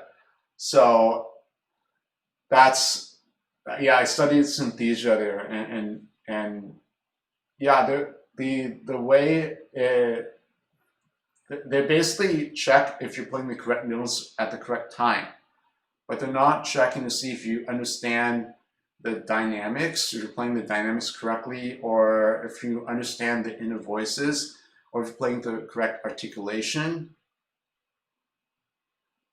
And so they're just focusing on notes and rhythms, and ultimately, like, you have to make sure that, like, again, the music has to come from your inner ear and how you hear it first within you, and then when you play on the piano, the proper technique then should flow out from you to the piano. So synesthesia does, you can learn music from synesthesia, but you have to check on your own. You have to be your own teacher in that you're still hearing the music inside of your ear, and you're also like still playing with emotion and telling a story and playing with the correct articulation and paying attention to your inner voices, and also voicing the chords, creating layers of sound. So there's a lot of other aspects to piano playing that adds up to the big picture.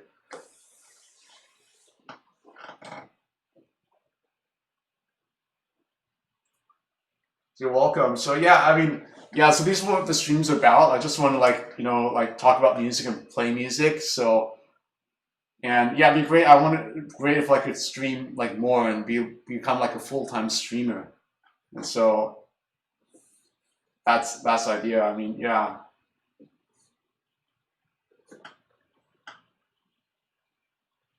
The keyboard I'm using, Super Machine Master 5000, is a Korg SP250. So I got this in around 2011.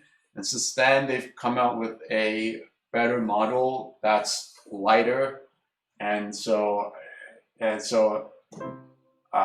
like the Korg SP, like, it's a newer model, but that's what I'm using here.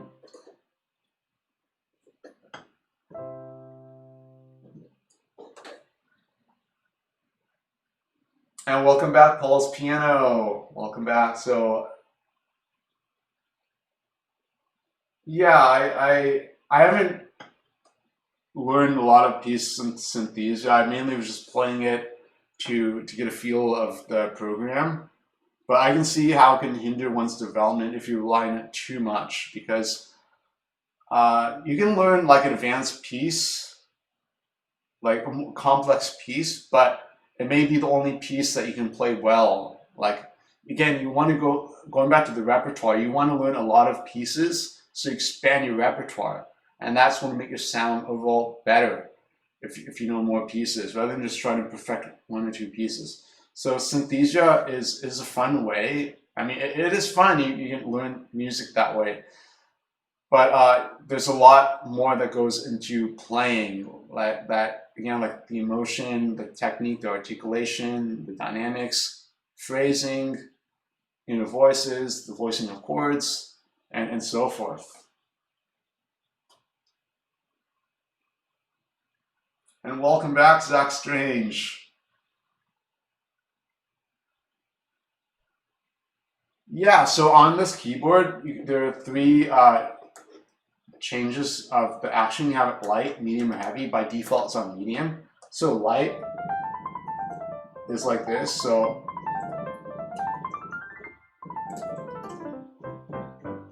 yes, this is a lighter touch. So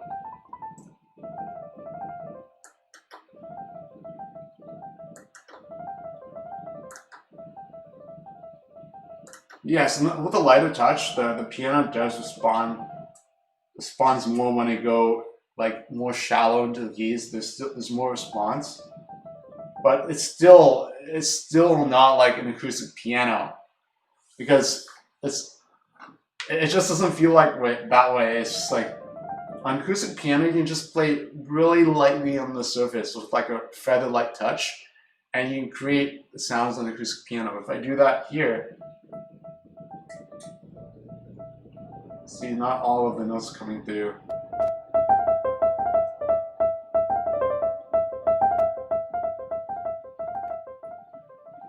But yeah, so I mean that's the way electronic piano is. So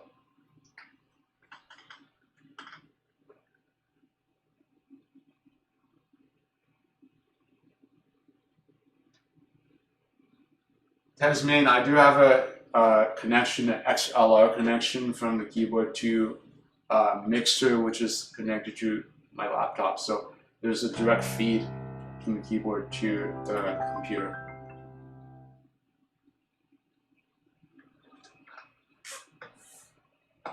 Okay, so now I'll play some more Star Fox music. How about Cornelia?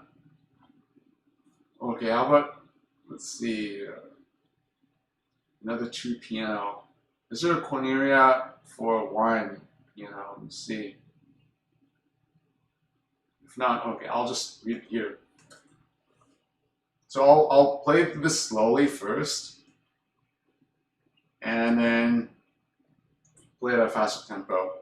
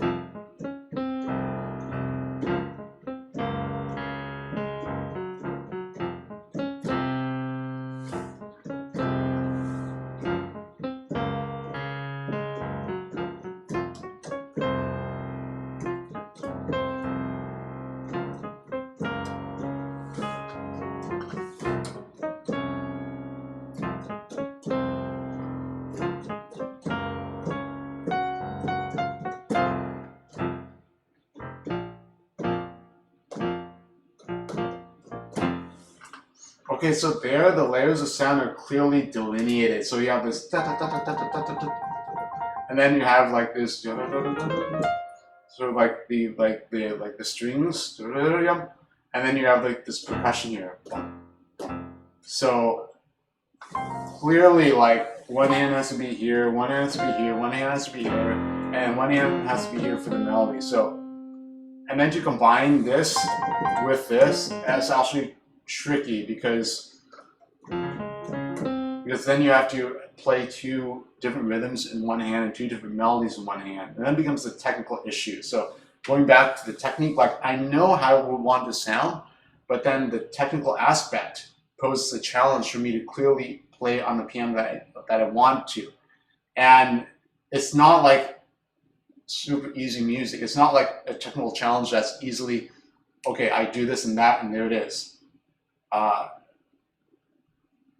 That's possible with the technical ability. Yes, you can overcome technical challenges almost instantaneously. It's almost like using your mind and you're just changing the angle of how your arm is rotated here. It's almost that instantaneous. If you work on your technique, you can achieve that. So don't limit yourself to thinking that you can't do that you can't achieve that, because like sometimes it's like adjusting, like tuning your upper arm a little bit, and then you solve your technical problem. But the issue with this is that the thumb is like the pianist's worst enemy. So the thumb here is hard. The only way to play it like a 16 note with this is to like play this something with the thumb, because that would be a different challenge to play the 16th notes with the 5th fingers. But the idea would be to play something like something like that, where I'd have the second voice here and the melody here, which is not completely implausible. We see this type of writing in I think Beethoven, a Passionata Sonata.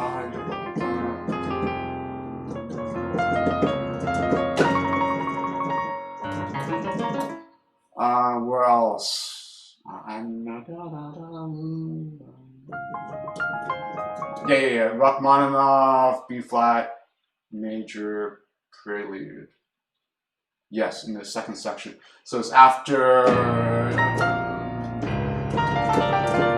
Even here, so here there's a melody, also this inner voice. But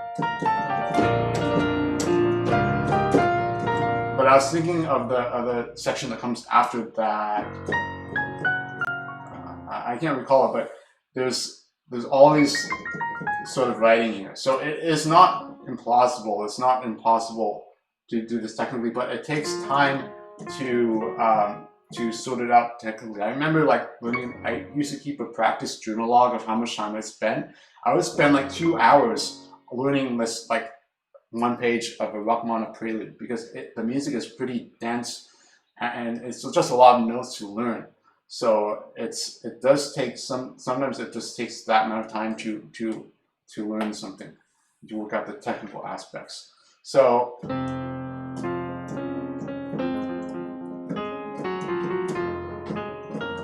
So that's what I would do there instead, because I can't do this all the time, and then I don't have a third hand to play this, and then I can't. This rhythm here, the change of harmony is really important here too. So I don't want to leave out the bass. I don't want to leave out the melody. But if without this, I think it loses something.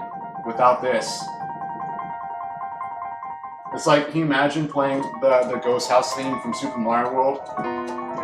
Without this, it would sound like this.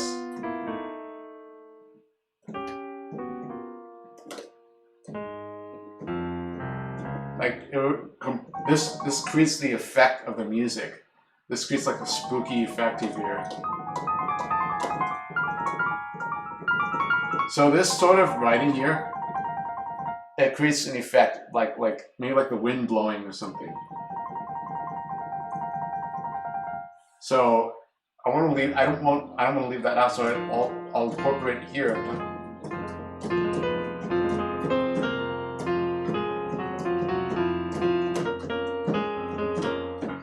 Okay, so I see we have 101 likes, so that unlocks Guess the Theme. Congratulations, everyone.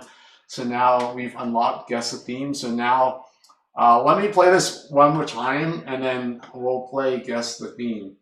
So where did that go? So Guess the Theme, by the way, you can start warming up. Guess the Theme is where you can show off your knowledge of Star Fox music. So I'll play a theme on the piano, and you have to guess what theme it is. And if you're the first person to get it right, you gain 1 point. And if you get 5 points, you're the winner of Guess the Theme, and you get to make a free request.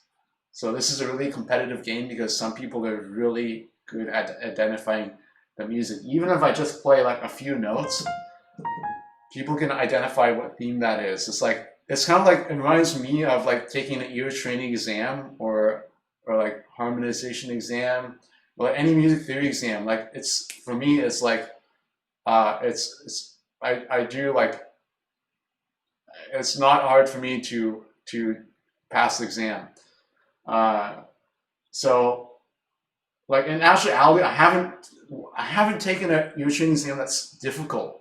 That's the thing. Like I haven't taken an exam that's really tested my knowledge. That's one thing I'm kind of unsatisfied about, because like all this transcribing music, I feel like I want to take a theory test that really challenges my hearing and my musicianship. Like all these theory tests I take like online, these ear training apps, like they're not testing.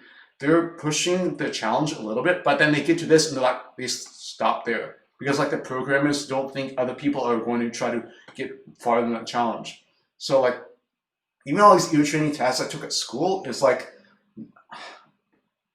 yeah, it's I understand, because for some people it is really hard. For some people it is challenging. For some people, but like for me, I like these challenges. I always want to push myself and do like harder theory tests to see, like I want to see the point where I can improve on, because when I take these tests, I do well in, but then I don't know what I can improve on. But I still feel I can improve. Like I feel like, because music is a never-ending process, I can always get better and better. But when I do well in a theory test, an ear training test, like it doesn't give me any feedback on like what I can improve. And so and it's an objective test. Like the answer's either right or wrong. It's not like you're playing piano for somebody and they say like you have to play this louder or softer. It's just boiled down to taste, right? So, but for a theory test, it's either you're right or you're wrong. The answer, there's no gray area. So that's one of the things that I would like to take a more advanced theory test. And like I've just seen other I've done some live streams where I take like transcription tests and like transcription exercises and things like that. Like, yes, they are challenging, but in a different way. It's like they're testing you to see like these fine nuances. And yes, it is challenging in a way, but it's not like the rhythms are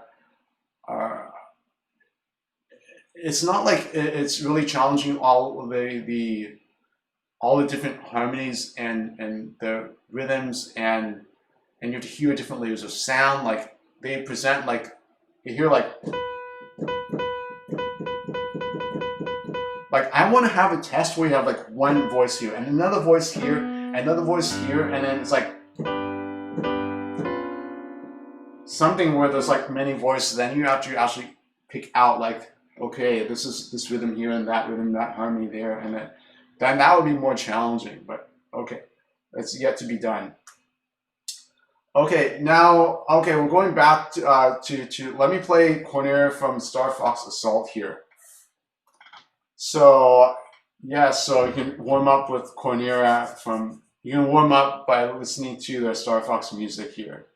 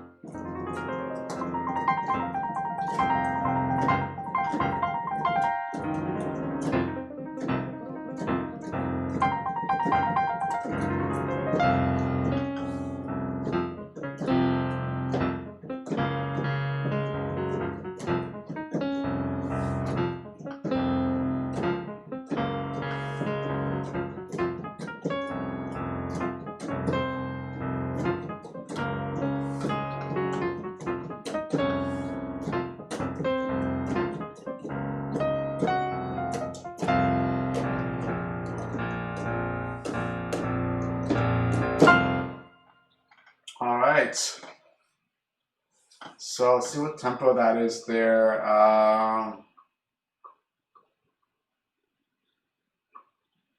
128.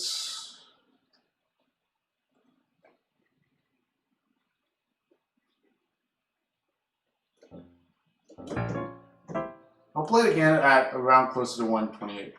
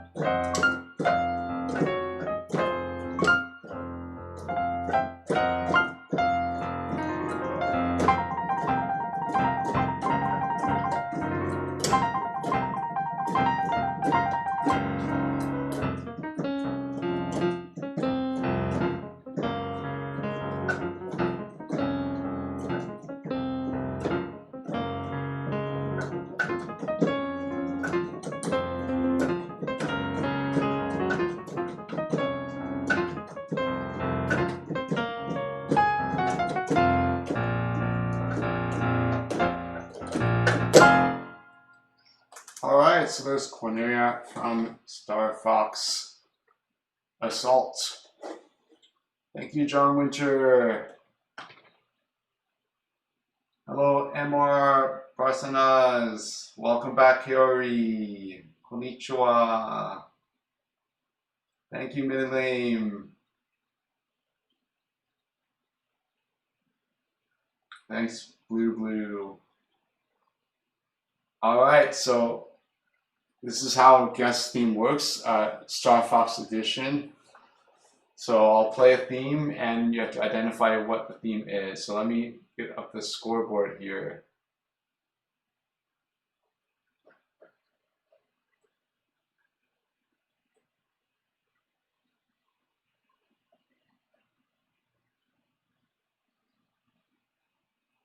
And this is from a previous guest theme edition here.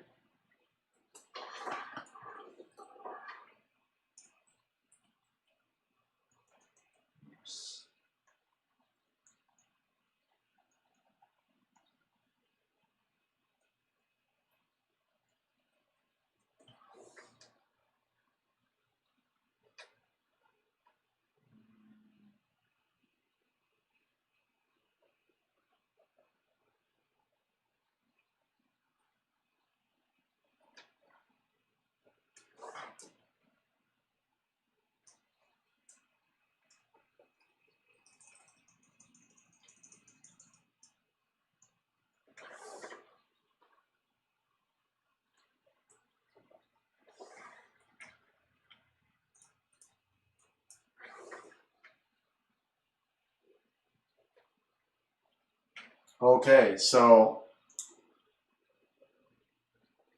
let's do a practice round.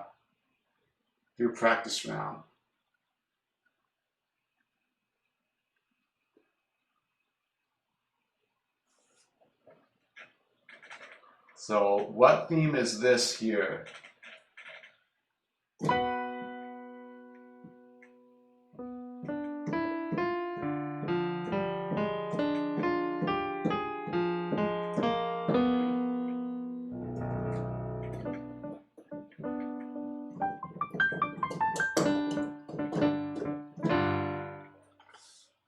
Can anybody identify that theme there?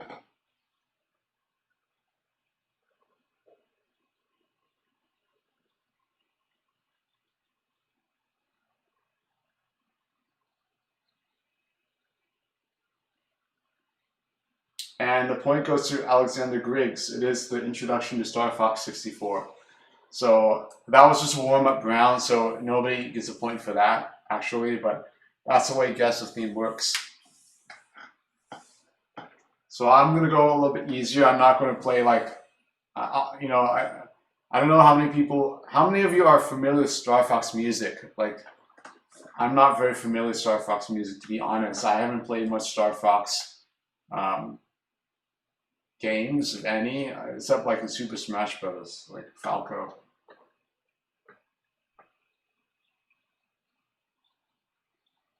Yeah, I know a lot of people aren't that familiar with Star Fox music. I mean, I enjoy the music. And welcome, Frederick R. Frederick R is the 6-time champion of Guess the Theme. Yeah, I think not many people are familiar with Star Fox music, but yeah, it is like enjoyable to play and hear. I like the aesthetic of the music. Like they use a lot of fourths and fifths, sort of like the Mixolydian harmonies here.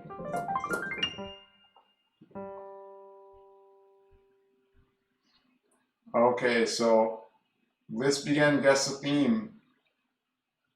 So what theme is this?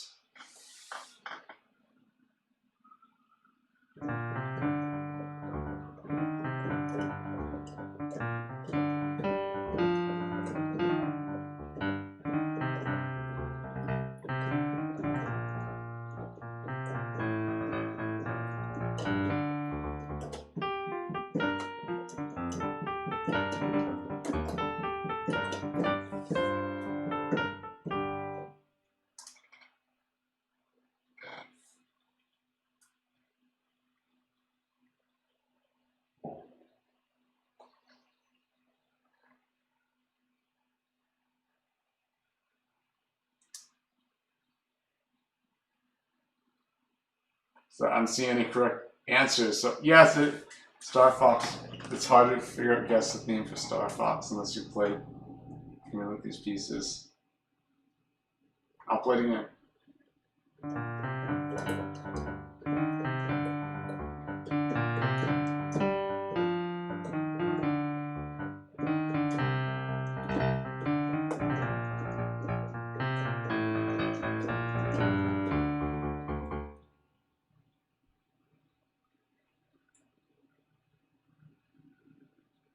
And so the correct answer is Cloud Runner Fortress from Star Fox Adventure.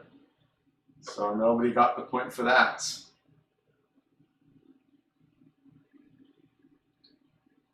And here's the next theme.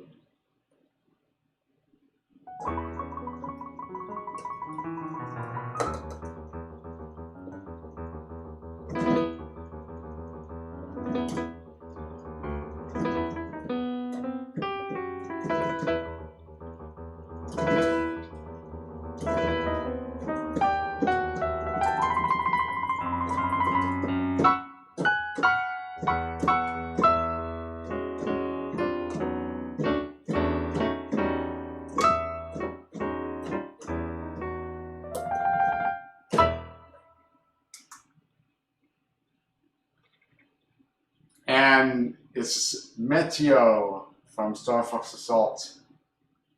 And the point goes to Alexander Griggs. Congratulations, Alexander Griggs. But let me check Asteroid Field.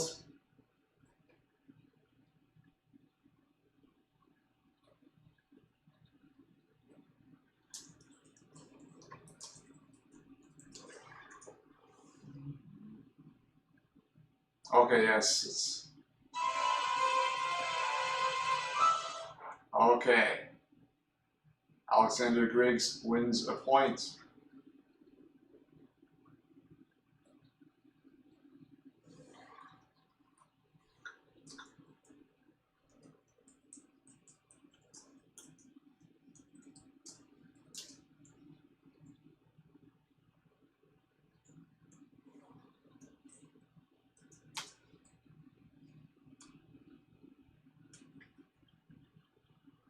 Okay.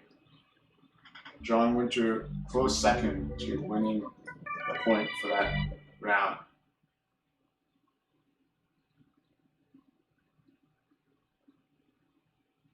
And here's the next theme.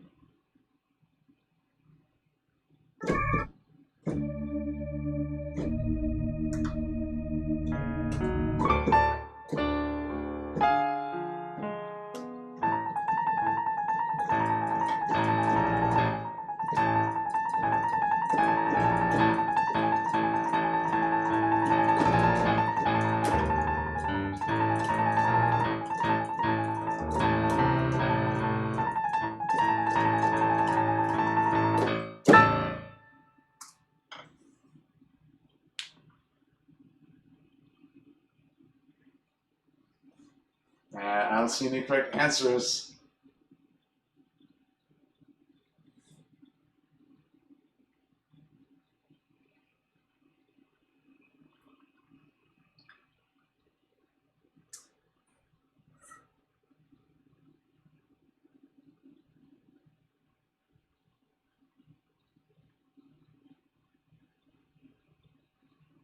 That sounds correct, Alexander Griggs. Let me check that.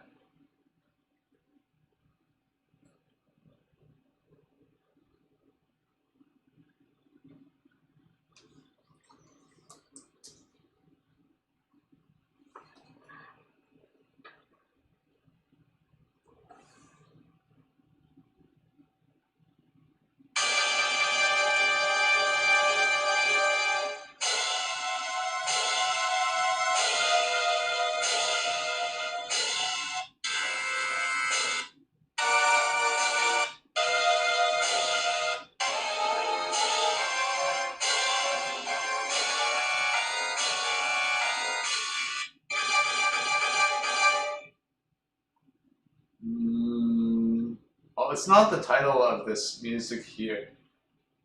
Let me see.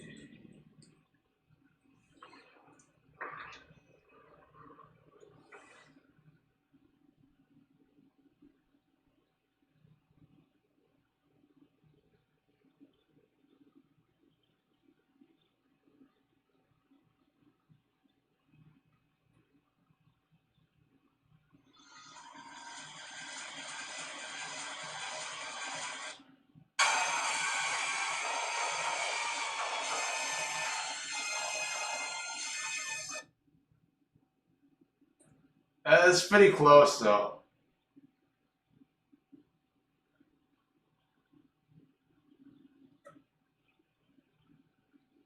So the title I have here is Boss Andrew Orconi.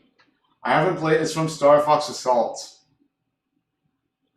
So you'll have to let me know if that rings a bell to what you're saying, because I can't make a judgment for that. I don't know Star Fox that well.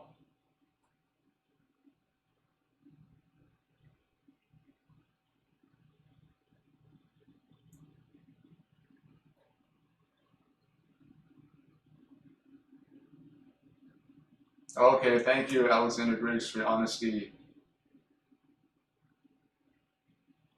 I guess nobody got a point for that then. Yeah, it's Boss Andrew Orconi.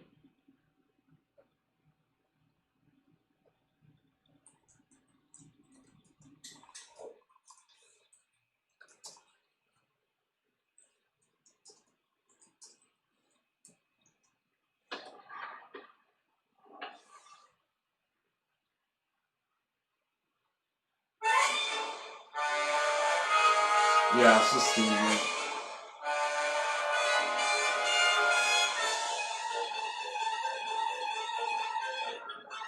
It almost sounds like Night and Ball Mountain, where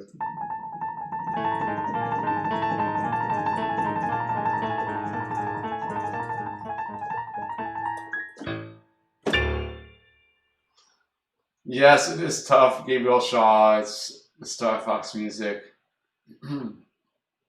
Okay, let's go on to the next round.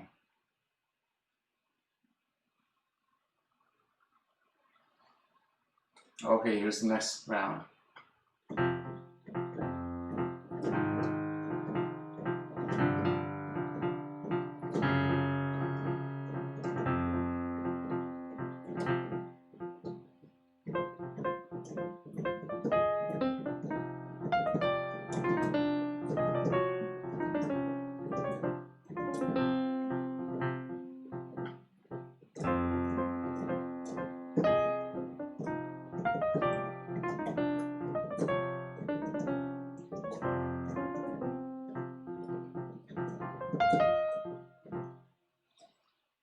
And we have a correct answer. This is the map theme from Star Fox 64. And the point goes to Alexander Griggs. Congratulations, Alexander Griggs. You gain another point. Alexander Griggs is sweeping this Guess the Theme game. Nobody else is on the scoreboard.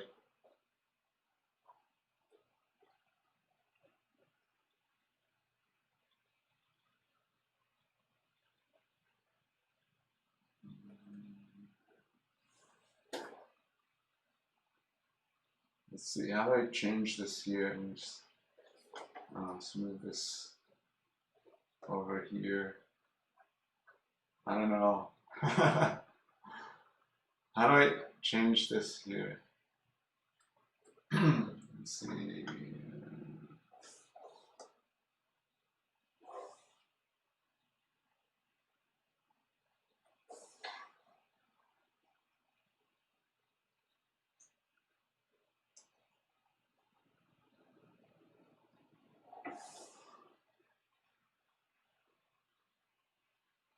Okay, I'll just move myself over here.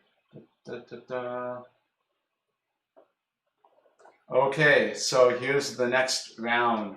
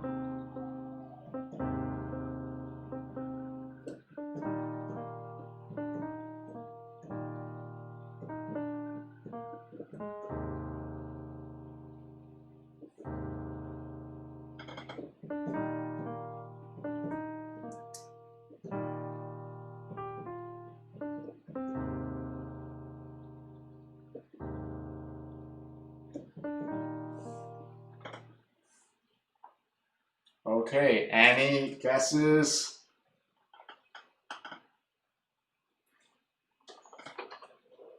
And we have a winner. Yes, this is Thorntail Hollow from Star Fox Adventures.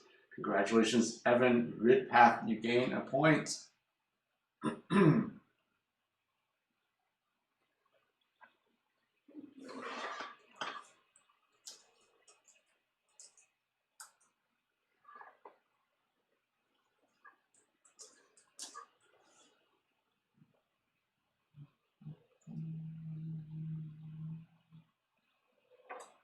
Okay, let's go on to the next round.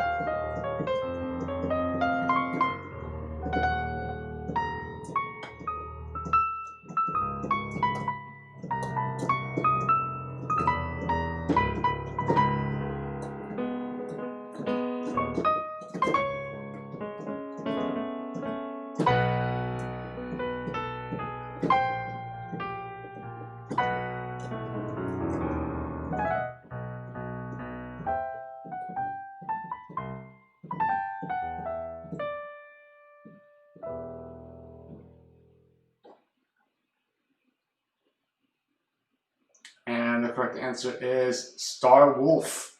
And both Evan Ridpath and Gabriel Shaw and Alexander Griggs got the question correct, but there's only one winner, and the first person to correctly identify the theme is Evan Ridpath. Congratulations, you gained another point.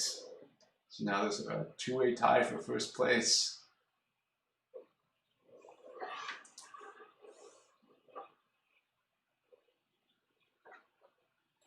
I'll do something like this. Work.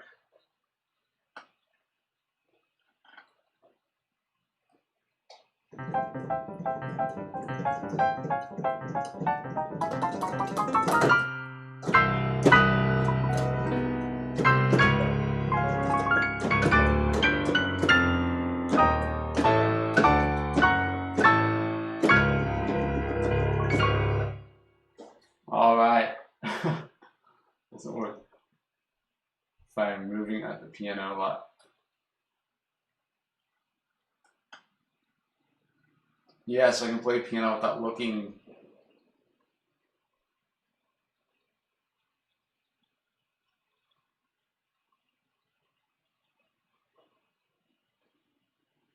And here's the next theme.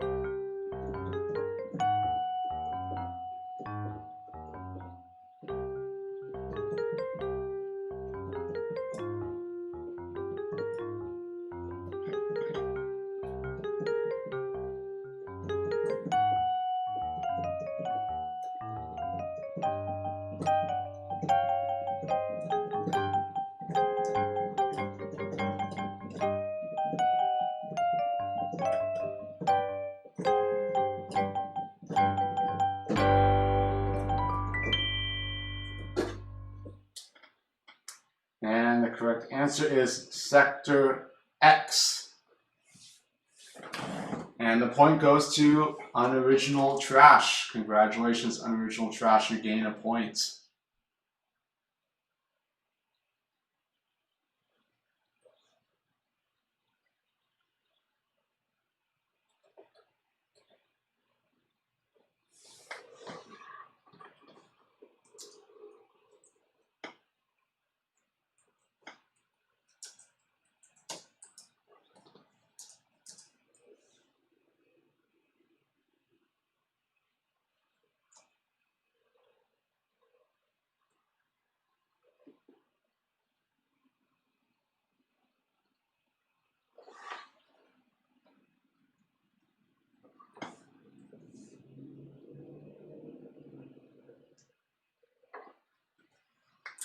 And here's the next theme.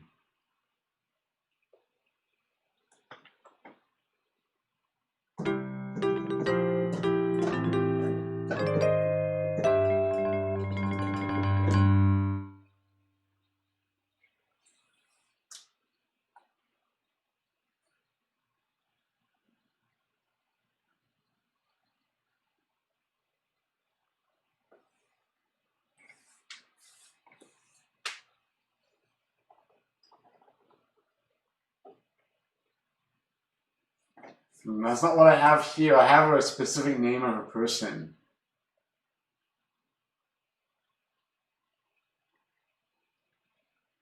Who's the theme associated with, you know?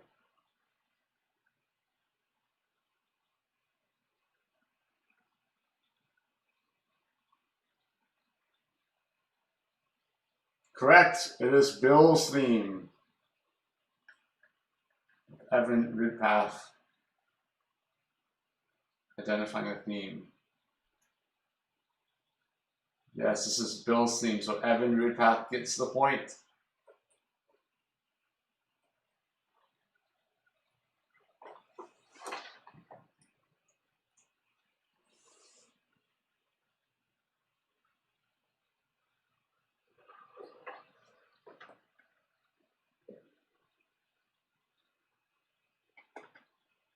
And here's the next theme.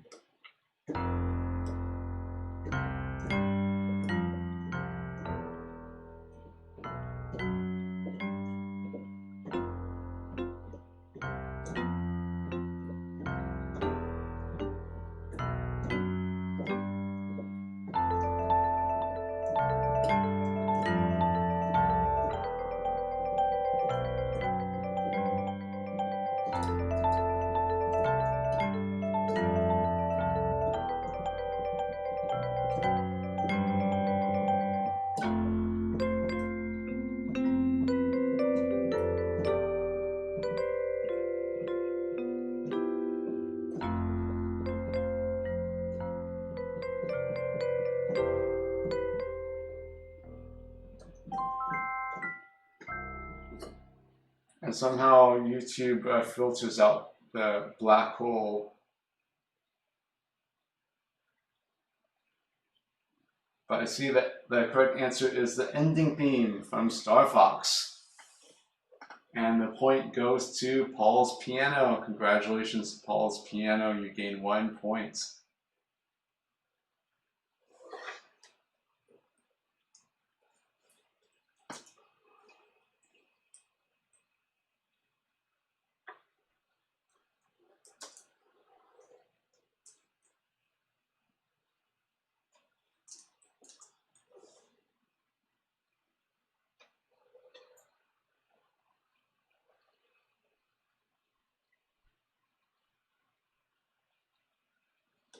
And here's the next theme.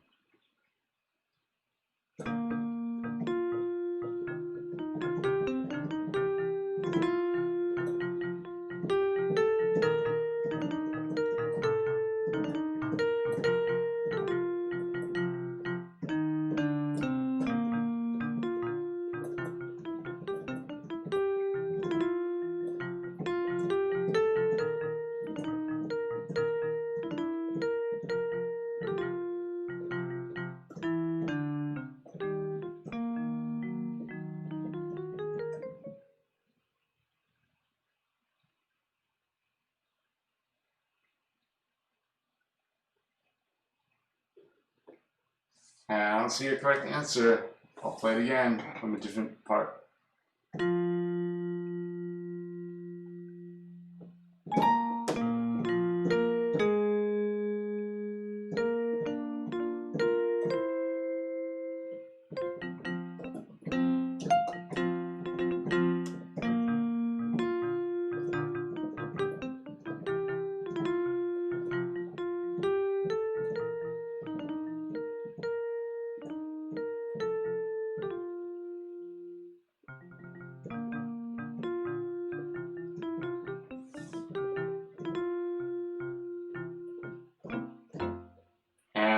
answer is credits from Star Fox, and the point goes to Alexander Griggs. Congratulations, Alexander Griggs. You gain another point.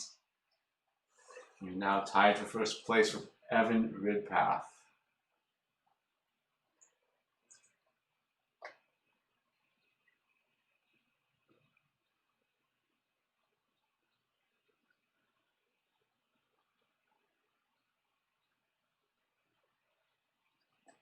Here's the next theme.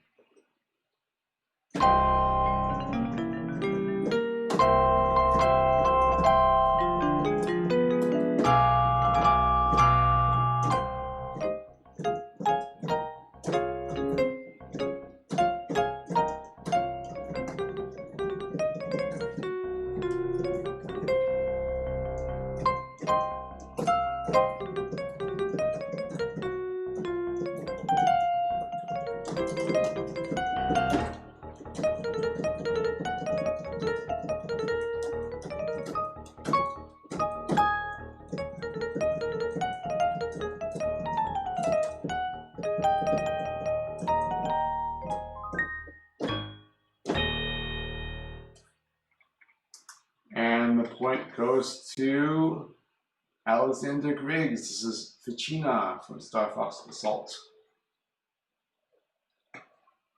And we're now at game points.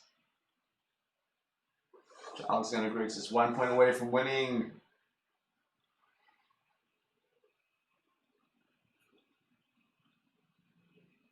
Here's the next theme.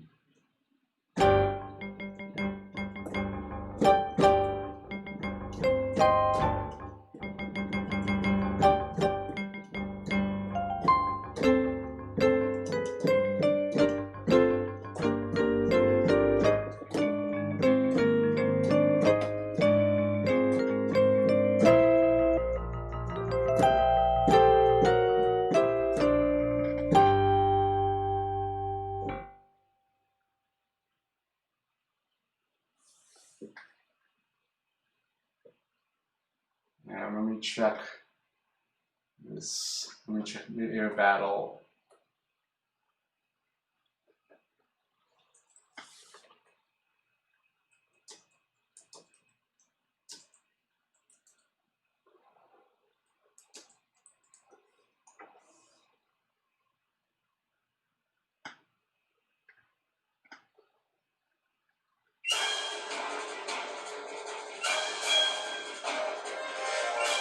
And that's correct.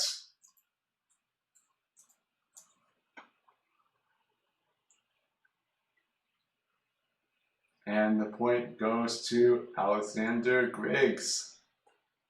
And congratulations, Alexander Griggs. You win Guess the Theme. Hooray!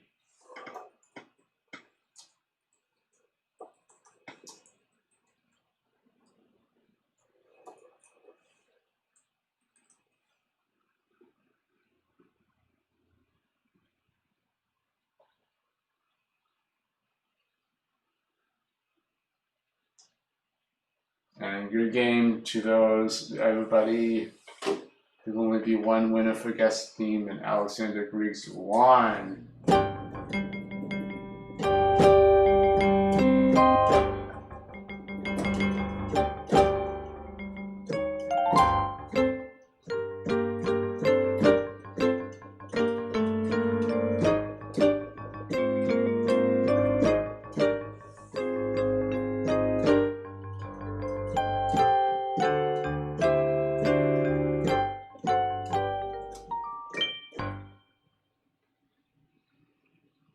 Alright, so Alexander Griggs, what is your request? It doesn't have to be Star Fox music, by the way. If you want to request something else, it's fine, it's up to you, or you can request Star Fox music. In the meantime, I'll play the Jeopardy theme, so rest in peace, Alex Trebek.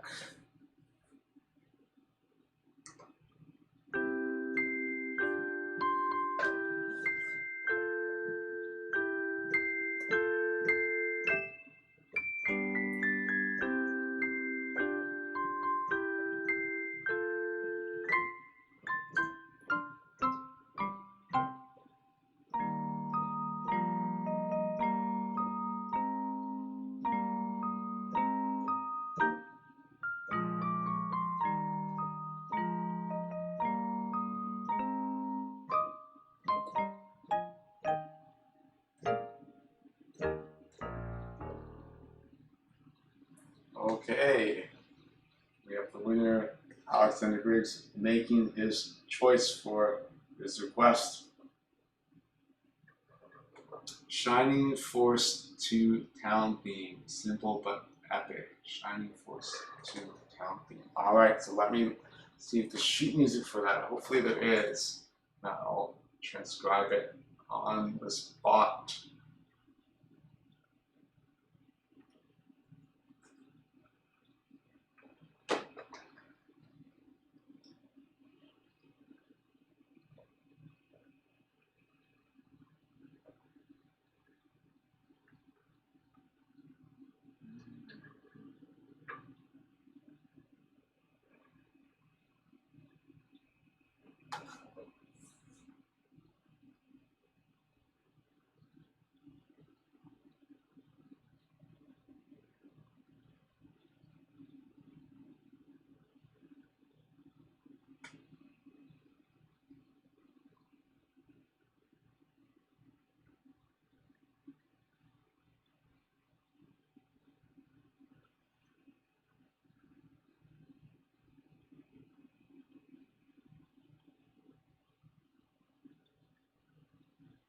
I have the Elven Town theme.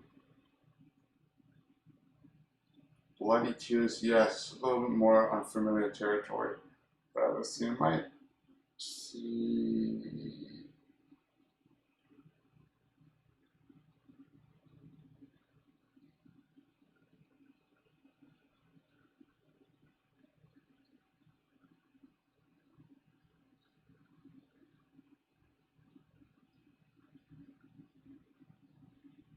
Okay, I found the music here. The transcription. Shining Force 2 Elven Town.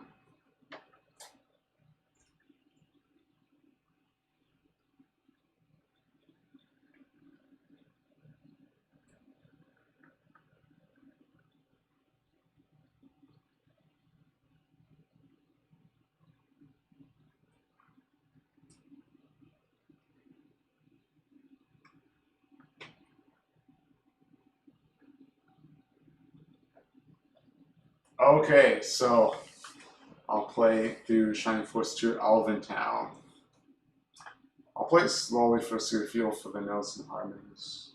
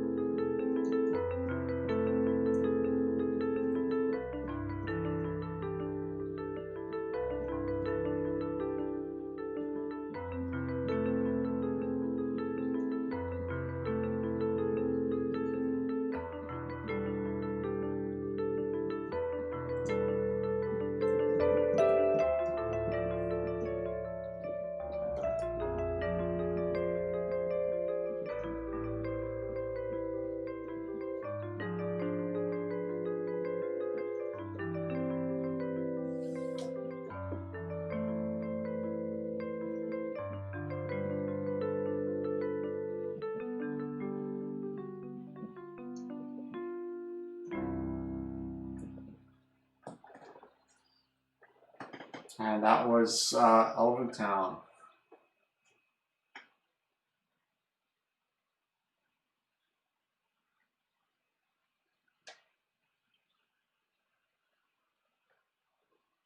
Oh, this isn't the town theme that you wanted?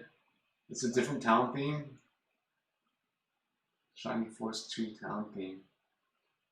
Oh, this isn't the town theme? I can play something else.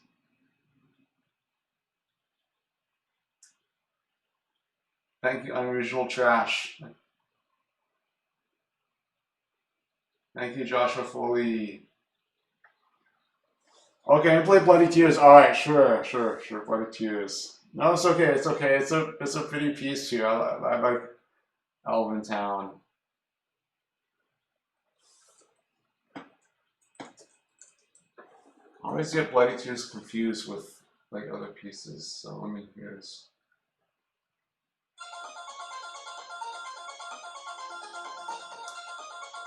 Okay, let me see if I have the music for this. If not, I'm going. Okay. I'll play this a little bit under tempo.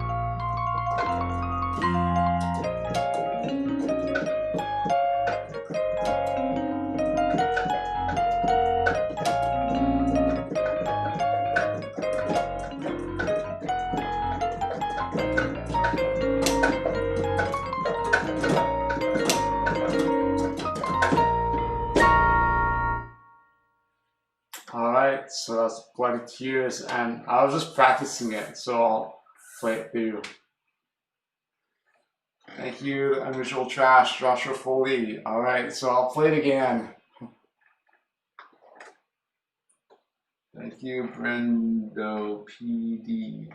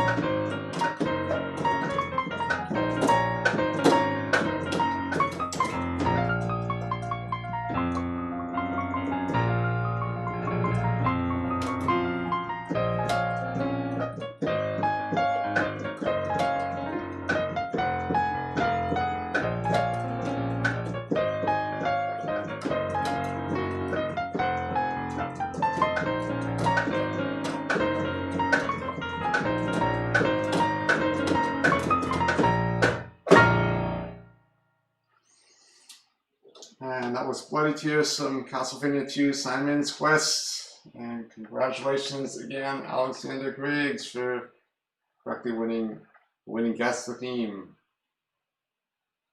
Yes, Castlevania live stream is on one of the possibilities. Yes, sometime I'll do a Castlevania stream.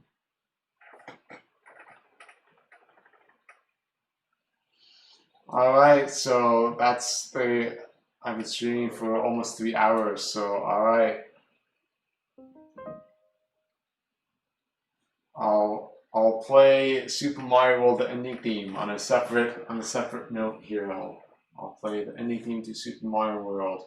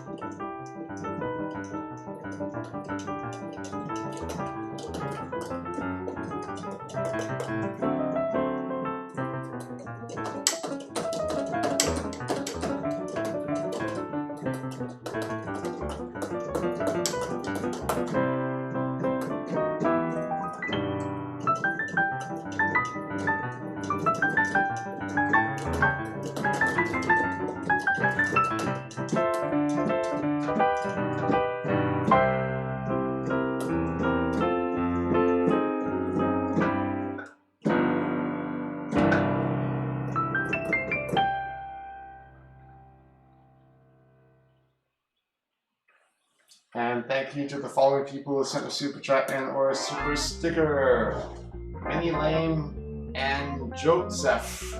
Thank you. Alright, it's been a lot of fun for this Star Fox music theme stream, and stay tuned for future live streams, and be safe from the coronavirus, and be happy and healthy. Hope to see you again soon. Bye bye.